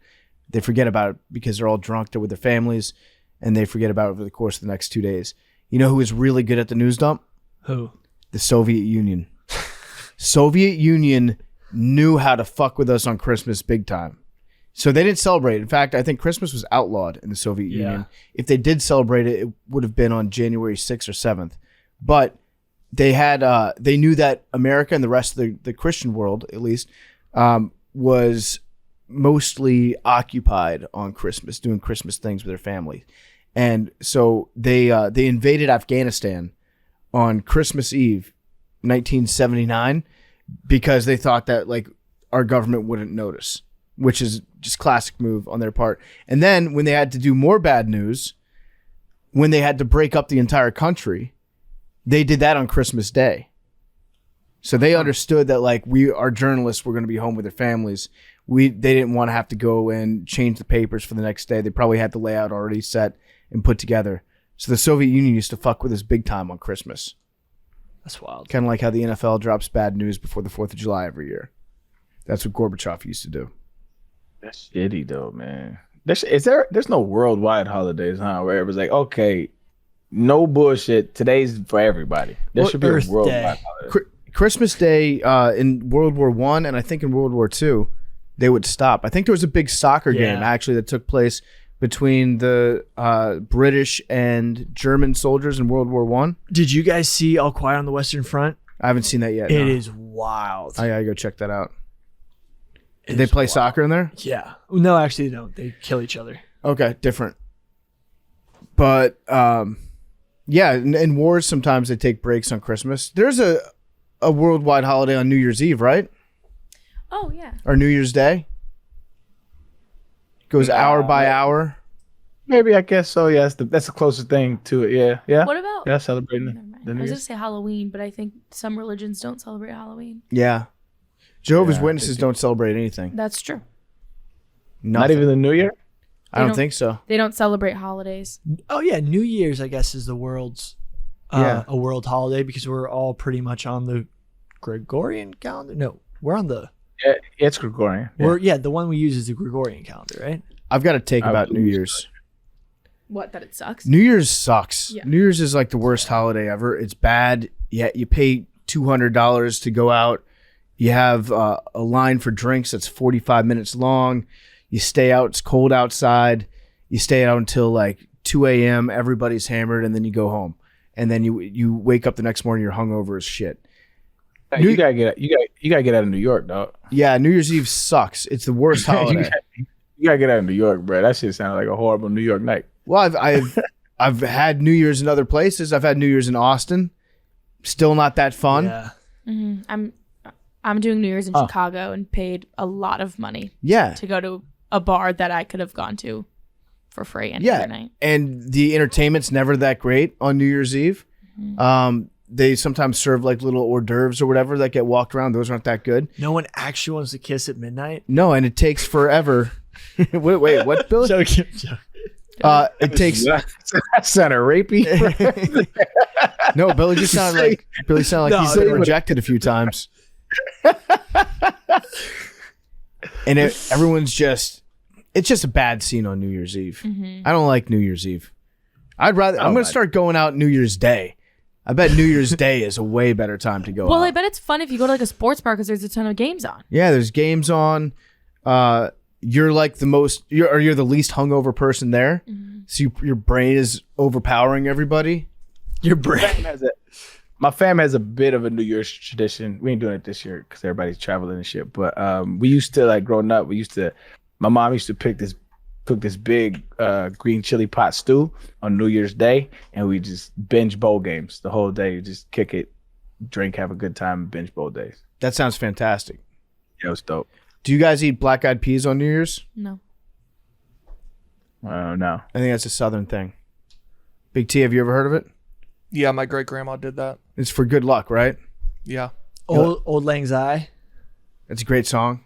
That's the only thing I know about New Year's. I mean, that's the only like thing you listen to that at New Year's. Mm-hmm. I know people who do sauerkraut and corned beef on New Year's. That's what we do. That sounds like a German thing, or Irish maybe. Irish, yeah. Yeah, black-eyed peas. I worked at a job one time in Austin. My boss brought in cans of black-eyed peas for everybody and left it on our desk. I was very confused till he told me why. New Year's sucks. Fuck New Year's. No, New Year's is fun if you have like, you know. I still have a good time on it, but I think it's a massively overrated. If you have holiday. someone to kiss at midnight, then it's fun. It's a massively overrated holiday. Bonk. That's all I'm saying. There's 15 better holidays than New Year's Eve. Mm-hmm. I think people out there will agree with me. New Year's washed. It sometimes can be a little Wednesday before Thanksgiving. Yeah. It can be in the right settings. Yeah. If you like go to your like the bar that everyone goes to at Wednesday, blackout. It's a bad take. It's a bad take, PFT. I'm not with this one, man. What do you like about New Year's Eve so much? You're just doing it wrong. I've done it every way you can do it. You know you have not. I've lived, okay. Billy. I'm much older than you. I've partied way harder than you. I've done way cooler shit than you for like 15 years. He took acid. He took acid guitar. But this is why it's a bad take. It's just like New Year's doesn't represent, like, you don't even fuck about the party or whatever. But it's like the representation of, like, we get another crack at it. Like, we starting anew. You know what I'm saying? Like, for it's the holiday for the procrastinators. It's the I'm starting tomorrow. It's the hallmark of I'm starting tomorrow. And New Year's Day is like, we are locked and loaded. This gonna be my year. And I can appreciate that because you'll find a diamond in the rough with procrastinators. Yep. The majority of them full of shit, but some of them like that fresh start. It's just needed every now and then. It's like a clean slate. January 1st, let's get it cracking. New dreams, new goals, new me. Who this? You know what I mean? Mm-hmm. Yep. And I get that. I get that part. You know what I mean? But everybody's like, "Oh man, I can't wait for this year to be over. Next year's going to be like it's just another day that you wake up." I understand the new leaf mentality, but people that are like, "Oh man, I can't. This year stinks." You know, I love New Year's. John Madden passed away. We lost P22. I can't wait for 22 to be over. You know, I like New Year's because it allows us to have the Christmas through New Year's like grace period. Oh, yeah, that's the nice. week in between. Yeah. I do like how it. You tack on a bonus holiday. You tack on a bonus holiday afterwards. I get that part. Except this is the worst setup. I do sound like a Grinch right now, but I hate having this setup that we've got right now when it comes to just the dates. We've got Christmas on Sunday, New Year's on Sunday. That's the worst day it could be on. Well, it's a whole week. It's the worst day it could be on. How could it be better? If it was any other day of the week, if it was a Saturday, that's better because then people get Friday off work. We have Monday. I'm saying most people. There are a lot of people at this company that I've noticed that because we do employ a lot of people that are right out of college, they still look at having like a New Year's break or a Christmas break because we do have that, but they expect that that's something that most people have. Most people don't get that off. The in between Christmas and New Year's? Yeah. Most people don't. Yeah. No, it's like I understand summers. You don't that. get summers off anymore. I've been taking a break. So, yeah, Sundays are the worst days to have Christmas on, I'd say. Like Wednesday Christmas is great because you get that Tuesday off. You pretty much get that. Most places won't let you come back to work for that Thursday and Friday. I was to say, or have that Thursday, so then you're guaranteed. Yeah, Friday off. Thursday's great because you get Wednesday off, Friday off for Christmas. Saturday they're not making you come back into the office for one day, and then you get the next 2 days obviously for the weekend. And then you do it again next week for New Year's. That's the optimal day. Christmas. You're right, Mad Dog. Christmas on a Thursday is the perfect setup. And then it's like a Thursday. Like people like have fun on Thursdays no matter, like on normal weeks too. Yep. So then you just roll into a weekend. We want to do some listener voicemails. Yep, I have some. Let's go. Some Christmas voicemails. Also, tying it back, it's also Samuel L. Jackson's birthday today. Okay. Maybe Horny on the maybe birthday. he was just. You know what's sick that they do for Christmas in my town too? The fire department rides around town and someone dressed up as Santa and sits on top of the fire truck and they hand out like candy canes. It's awesome. They go to every house. That is cool. Yeah. Have you been having a good Hanukkah, Avery? Yeah, Hanukkah's good too. I'm a double. I celebrate both. Mm-hmm. I light the candles. Do it all. Sorry, I do it all. My dad is Jewish. My mom is Catholic, so it's a split thing. I like that. Yeah. Do you call yourself a pizza bagel? No, I don't think I've ever heard that. What's that term? That Is that an sounds Italian- that sounds very anti-Semitic. Is that an No, Italian that's- Jew? No, it's what people on TikTok have been saying it. Yeah, no, go on. It's like when one of your parents is Jewish and the other is Catholic, and you call yourself a pizza bagel. Oh. I guess it's it's Italian American. Okay. Italian. Yeah, I don't know I if don't I think- would it's not fully supposed to be refer to it as anti-Semitic. that. Yeah, Oh, it's, wait. it's generally not a good idea to call somebody who's Jewish like A bagel. A bagel, yeah. That's what it's on TikTok. Okay. You know what? I've And I noticed Mad Dog and Billy usually have similar explanations for anytime they have a bad take, which is I saw on TikTok. It's a TikTok thing. I didn't Thing mean any is, harm by it. I just saw it on TikTok. when you're people finding trends on that thing for so long, it just poisons your brain. Hanukkah gets Hanukkah becomes different as you get older. When you're younger, it's great because you're getting a gift every night for 8 nights, like when you fully celebrate it. But now it's just like kind of just get one thing. I don't really expect my parents to like get me 8 gifts. But when you're younger, Hanukkah's awesome. Yeah. The pizza bagel. Should I cut that? No, it's okay. No, it's an educational moment. I don't think there's anything wrong with it. I've actually never looked at anything Hanukkah. Like, what is it celebrating? You know what? This actually is not a problematic term at all. The term pizza bagel also means a person of Italian and Jewish descent. Yeah. Other Okay. uses. No, I don't think pizza bagel's that bad. I just know that you generally don't want to call Jewish people like bagels. Yeah, I'm sorry. Yeah. No, You know what? It's on Wikipedia. It doesn't say it's problematic. Okay. All right. Big T, is it in the list? Yeah, look, what does Stanford University have to say? I don't think it was explicitly on there. I've literally it got posted on a potato famine Reddit. Subreddit? Like potato famine deniers are once again coming out of the woodwork. Yeah.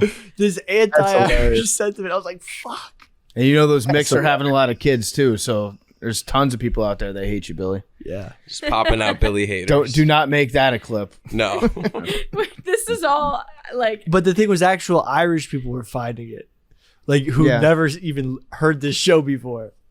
Macrodosians. That's a bad Irish accent. They're like, them damn Yanks are at it again. My Irish accent is just you say everything like you're asking a question. Yeah. What are you talking about? I listen to Macrodosing.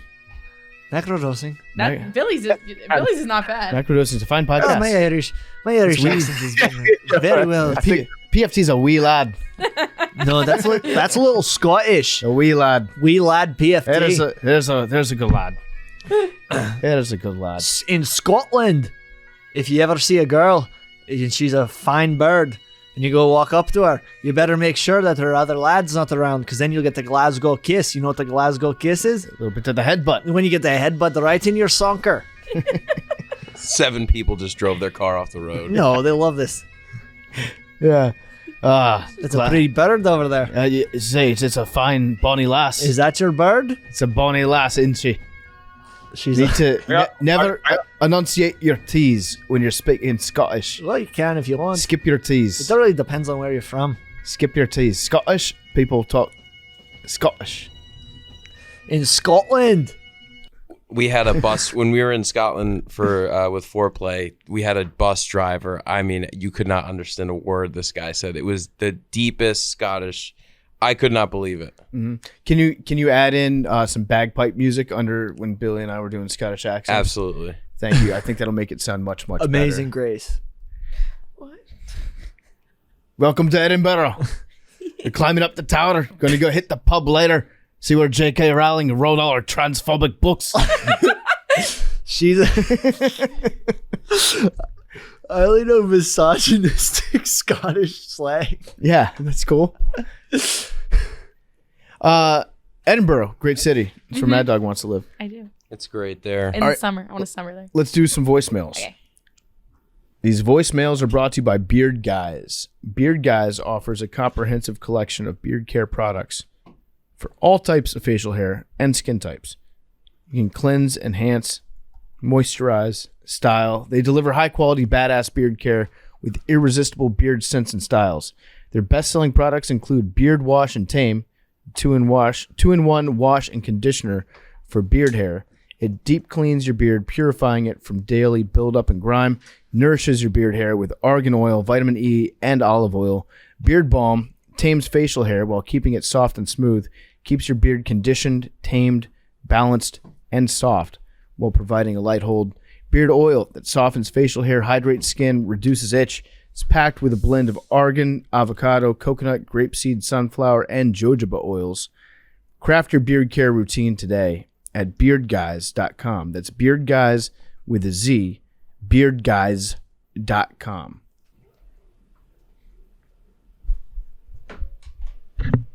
Hey, what's up, Macrodosing crew? This is Nolan from Lansing, Michigan. I just had a question for you guys. Can I get your Mount Rushmore of great athletes that never accomplished anything because they were on garbage teams? Being a Lions fan, I think I got the number one answer in Calvin Johnson, but I want to hear your guys' opinions. Love the podcast. Thanks. Trent Richardson. Arian Foster. Well, I didn't hear the question. Oh, never mind.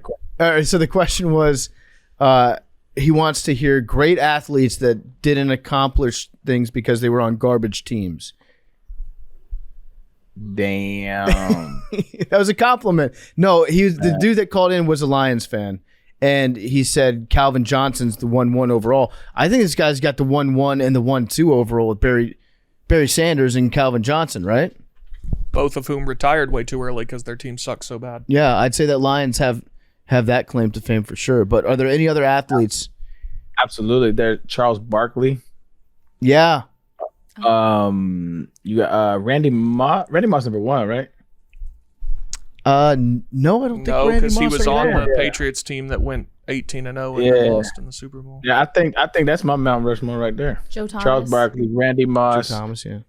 Yeah, Charles Barkley, Randy Moss, Barry Sanders, and Calvin Johnson. I think Randy Moss doesn't get thrown in that conversation at all. Like he should be though, but I've never heard somebody be like, Randy Moss not that great, never won a ring. People Because that's how really great he was. I think they think he has to have one. Yeah, receivers, people don't do that much. We should start. Yeah. I think it's football dumb. players in general. It's just hard as like I remember like when like people slander you on Twitter, like, but you don't got a ring, and it's like, you know how fucking little I had to do with that though. Like, you know what I'm saying? It's like it had nothing to do. Like, I did my part. Like, people in football, if you do your part 100%, there's a big chance you don't excel as a team. Yeah, I've never understood that and football is the one it's football and basketball that argument is used the most. Basketball, it makes sense. One player can completely transform a basketball game, team, and season. One player in football can't do, I mean, you can do a little bit, but like if you have 10 other scrubs. Yeah, fun to watch, but it can't. I 1000% agree with you. Yeah, like Matt Ryan, one of the greatest quarterbacks of our generation, and people are like, oh, he sucks, he doesn't have a ring. And like, it's just dumb. He was an MVP. Hold on. One of the greatest quarterbacks of our generation? He's going to have one of the greatest statistical careers in the history of professional football. Won an MVP. Let's out the years he was in the league. We got to, because one of the great, that's a wild statement to me. Go look up his stats. I would say in the Matt Ryan generation, I would say you've got Tom, Peyton Manning. Those guys are way before him. Ben Roethlisberger. He played in his generation, though. Aaron Rodgers. Phillip Rivers. Drew Brees. Eli Manning. Joe Flacco. Eli Manning's actually, I'm going to look up his stats. That's a good comp for him. I think Eli Manning is not as good as Matt Ryan. So Eli Manning finished with 57,000 yards, 366 touchdowns, 244 picks. Matt Ryan currently has 63,000 yards, 381 touchdowns, 183 picks. So way better than Eli Manning. I think Matt Ryan's better than Eli Manning. Eli Manning was a product of a fire-ass defense, a very good arm, and some of the most insane Super Bowl plays that have ever been. Right, so like that's what I'm saying. Ryan much better than him, but Eli Manning won 2 Super Bowls, so people are like, oh, Eli Manning's amazing. Eli Manning, Well, football. 118 and 118 in his career. Pretty That's perfect. remarkable. Yeah, it is. Although Ryan's record is he's 124, 109, and 1. So When Eli's teams were good, they were real good, and when they sucked, they were really bad. that's Matt Ryan too. Dan Marino. Dan Marino's on that list too. Oh, you know, Karl Malone, John Stockton. Yeah.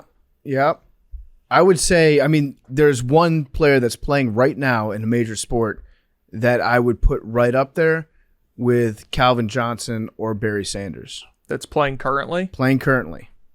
I mean, Calvin Johnson's the greatest receiver ever. So who's? That's not. I think that 1 and 2 are Randy Moss and Jerry Rice. If Calvin Johnson played on a better team and played for as long as those guys did, it wouldn't be close. No. Well, I mean, Jerry Rice played forever. That was part of Jerry Rice, was he was so good for so long. Yeah. Until the very end. I'll give you Calvin Johnson better than Jerry Rice. I can't give you Calvin Johnson better than Randy Moss. Can't do it. Really? I figure it would be the opposite. Nah, talent-wise, Randy Moss is the most talented wide receiver that has ever touched the field. It is absolutely insane what he was able to do. Did you hear his story he told a couple weeks ago on the Manning cast that he was going to go to Tennessee and he showed up to his recruiting visit and Peyton Manning wasn't there, so he didn't go? Mm-mm. And Peyton was driving back at 3 a.m. from Virginia with his wife to get there and didn't get there in time. Damn, that'd have been crazy. Wait, he would have played with who? He would have played with. He would have been there with Peyton for a year. He was already married in college. It was his girlfriend at the time, but it's his now wife. Oh, Randy- I was like, that's wild. Randy Moss would have had 3,000 yards. Yeah, it would have been outrageous. They would have had Marcus Nash, Peerless Price, and Randy Moss. Damn. Didn't Stallworth play with Stallworth play with Peyton too? He was later than that. Are you sure? He was okay. He was after. You're right. Well, Yeah, he was. Peyton left in 97. Because I feel like Stallworth came into the league 2001, 2002. Yeah, Dante Stallworth was drafted in 2000. He was there from 99 to 01. Yeah. So okay, so 2 you just years missed after him. Okay, Peyton. okay. Yeah. Cool guy, by the way, Dante Stallworth. Never had That's my 1,000 guy. yards at Tennessee, actually.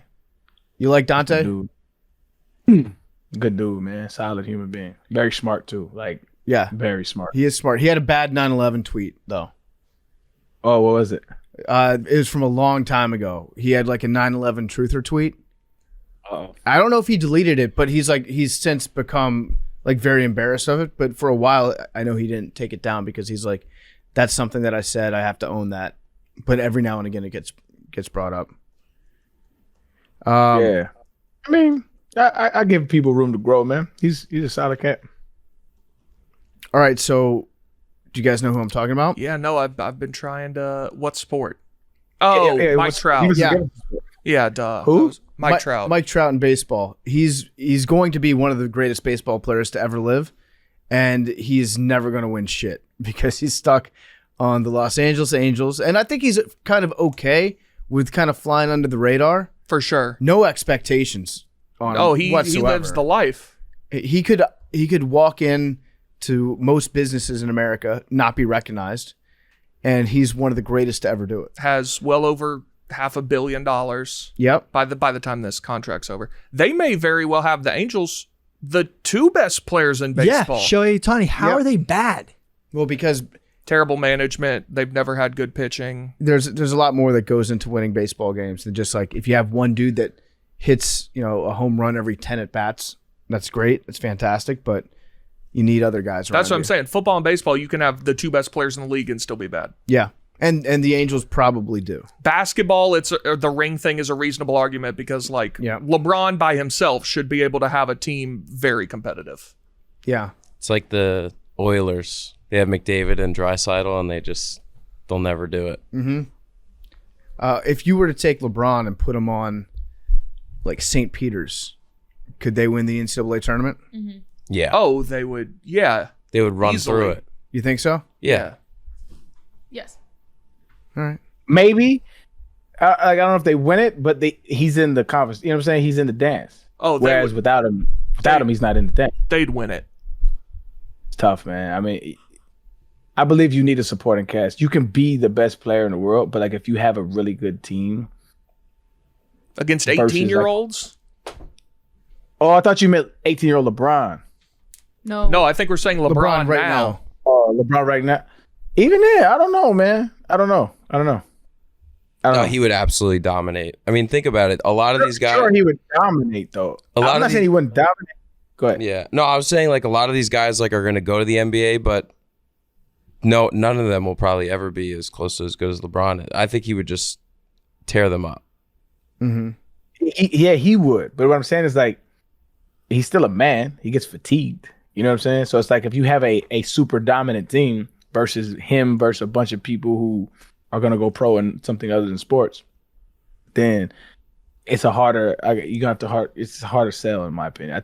I think they in a dance with him for sure, but do they win it? I don't know, man. He's gonna have to drop 60 every game. You know what I mean? And that's not very plausible for winning. I think if I wonder how much it would translate because I mean he puts up like 30, 40 in the NBA. Also, you've got 40 minutes in a Yeah, college it's gonna be less basketball game, time. Yeah, true. so there's less time to score. But he'd probably play all 40 minutes. 100%. It's an interesting thought experiment. LeBron James and St. Peter's, could they beat Kentucky? That's why LeBron is like so. St. amazing. Peter's beat Kentucky without LeBron. No, that's a joke. Tennessee, Big T, you feeling good about Tennessee's basketball team this year? Yeah, we're really good. We lost to Arizona last week, but on the road, tough whistle. Yeah. We're really good. Yeah.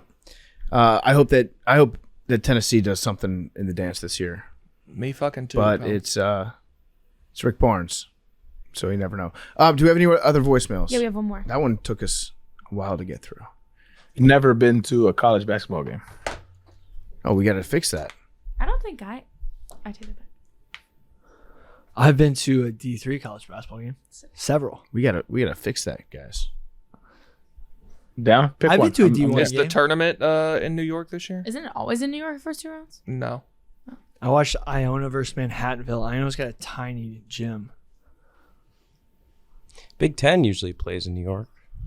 Yeah, the Big Ten tournaments here. Mhm. The Sweet 16 and Elite 8. One of them is in New York this year. Let's go. Let's go. It's in March, obviously. 23rd and 25th. I'm down to rock. If y'all down to rock. Let's hope UT gets the East region. We'll be there. All right. Last voicemail. Yep. What's up, Macrodosing crew? This is Eric from Midland Park, New Jersey. And I had a question for the guys, or for everyone. If you were granted immortality, except for one way that you could be killed, and you got to choose, what would you choose? Stay gorgeous, stay handsome, and thank you guys for everything that you do. Arian, the question was, if you were immortal, but one way of you dying wouldn't work, what way would you choose to be like your one clause? This one's easy. So if I was immortal, but there was one way that could kill me, what would I choose? Yeah. What's easy, Billy? Suicide. Oh. But that's a good. I think Billy's right. Whoa, Billy wins. I think it has to be a External factor. shot, stab. No, Okay. no. So- Suicide. That's the only way you can die. So by rope. I like Billy's interpretation. But then you your can mind- your someone mind else was could in the hang right you. place. Someone else can hang you. And Yeah, then but you, is that It's gonna ever be gonna difficult happen? to do. But then it's like let's say you're in Qatar and you're doing acid, and then they get you, and I think that's still on the law books You there. wish I got. No, I don't. Don't start with that. You But wish I got killed in you- Qatar. No, I don't. You're thinking of situation. No one would ever hang me. I was like, no, dude, you definitely could have gotten hung. You wish that I don't. I had gotten don't apprehended, actually say that. and Don't actually say that. you wish. But you're that acting they like you could executed me. never get hung in this day and age. I am That's just- hung. Hang. Billy. Billy's right though. Yeah, Billy's right that like suicide is the correct answer to this question. yeah. Because then when you're done, you're just like, yeah, dude. I mean, I'm done with the You whole ended on your own terms. humanity Mhm. thing. But also, I feel like humanity would exponentially. You'd probably just end up being the last human, and that's when you'd be like, okay, like meteor hit. Mm-hmm. Yeah, I think Billy's 100% right on that. I don't think that there's a better answer that we can give. Maybe like being defeated by your own son. I was gonna say drowning and then just never go in any water. That sucks. Then you'd be like, this sucks. Yeah. I can't swim. That's the worst way to go. I think is drowning, bro. Drowning or fire. I think it's the Yeah. worst way to go. That ISIS video. I just don't want to get kidnapped and murdered. Okay, nobody kidnapped Mad Dog. No, now people are gonna try to kidnap me. No, that's not true. Plane crash? Planes don't crash. Oh my god! Don't say Weren't you that, just Commercial- talking commercial You're about- going on a plane Commercial tonight? planes. Yes. Yeah. Didn't you Yeah. just say you don't understand how planes work? And I don't, but they don't crash. When are you flying next? It's 4:30, 3 hours. Oh God, Yeah. Old Takes Where are you Exposed. going? That's a Where you going? crazy thing to say. That's crazy. Puerto Rico. Oh, that's Why is that Oh my 33 God. hours? that's over the So it- Bermuda Triangle, isn't it? I am flying in 3 hours to I go thought you there. said flying 33 hours. What the No. fuck? I Where you going? leave in 3 hours. I actually need to leave here. you're flying on the Roberto Clemente Express. I think that's the You're same flight he going- was on. You're about to hop on a plane and you just said planes don't crash? Yeah, they don't. I wouldn't get on them if they did. I fucking They love do. it. Every time I used to have a group chat where every time I left on a plane, like it was like all the homies and like, you know, a bunch of like females that I enjoy. And I used to like send GIFs of planes crashing. I was like, all right, y'all, I'm hopping on a plane. And they'd be like, why the fuck would you do that, man? It's funny. And you're just laughing to yourself on the plane, hitting airplane mode. You're like, got him. Funny.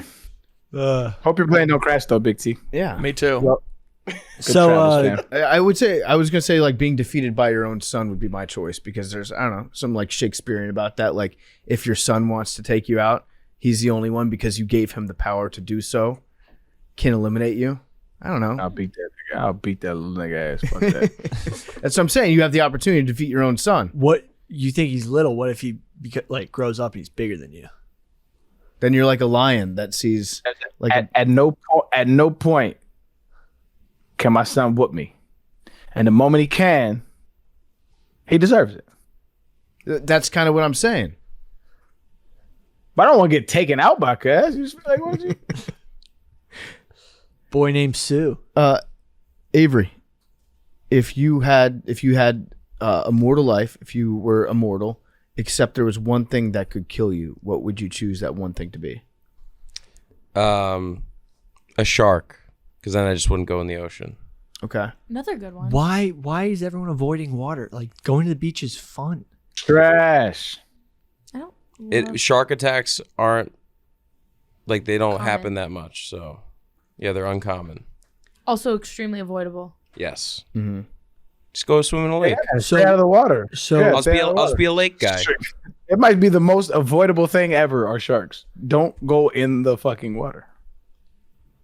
Arian, are you a lake guy though? Could you be a lake? That is water. I know, but there's He's no just not a sharks in water guy. lakes. There's alligators, there's piranhas, there's other shit that can swim, and I'm not the best at it, so I just avoid all aquatic activities. Fair. if I couldn't die because I chose, well, the suicide's got a double-edged sword. Because like What if you just accidentally? what if you're like, yo, I can't die, I'm gonna jump off this building? Yeah. And it's like It's like- technically killing yourself. sneaky, you just did it. Well, again, just don't do that. But yeah, Whoa. I don't know what I would choose. Because doing crazy stuff because you think you're invincible, that's self-destructive. So you have to be like self-administered cyanide. It's the only thing that can kill you. Yo, as the show has gone on, like Billy's zipper has gone further and further down, bro. That Yeah. shit is Well, fucking it's gotten hilarious. hotter It's and I know my hotter. head is warm. Well, I mean, someone maintained Christmas abs. Did you I guys? did not. That's your Did you chest. guys? I didn't. All Christmas, no abs. Fuck. Damn. But I thought we reinitiated the pack for Super Bowl. Yeah, Super Bowl. quitters. It's Super Bowl abs. Well, you can just get more I shredded. did.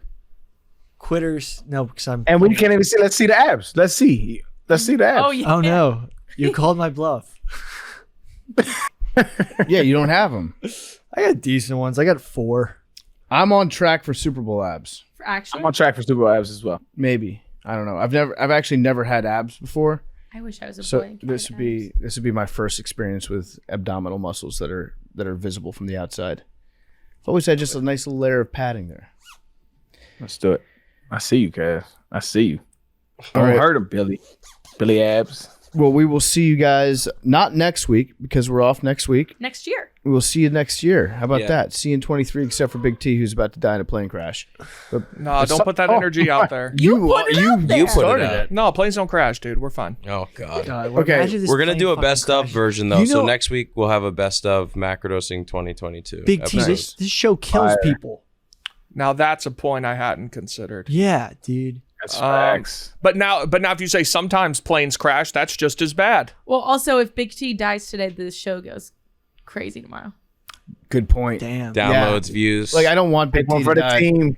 Well, I'll take one for the but- team, dog. Oh, let's make some agreements. Engagements. Everybody's a little too eager. No, No. Big T. Big T, if you, God Death brought to forbid. you by 3G. Big T, if you die, you have to haunt the podcast and like just try to get in the electrical system and like whisper messages, like what, and then we only find it when the recording comes out. I'll just tell you to hit more buttons. Do That'll something, haunt the do something useful. podcast If you enough. die, fam, if you die, like communicate me cryptically, like Yeah. what's happening on the other side. You know what I'm saying? Like do something useful. Like write it in ashes from a fire or some shit. Like, yo, there's really nothing on this side, man. Yeah. Like, Let us know. Also, come back to Roast Billy for sure. I had some pacts with my buddies that like we'd prank each other from the afterlife, like open the fridge and like, oh, and it's just a Smirnoff Ice, and you're like, fuck, I just got iced by a ghost. But yeah. whole crew like that, huh? Yeah, It's just other versions of Billy that he no, hangs out. it's short Billy stout. Like the Eagles wide receivers with Batman. Yeah, Muscular but they Billy. come in all shapes and sizes. Yeah, who's Muscular Billy? You met him. Oh yeah, it's definitely not you. All right. No, see you guys. have met him. Yeah, no, I actually have.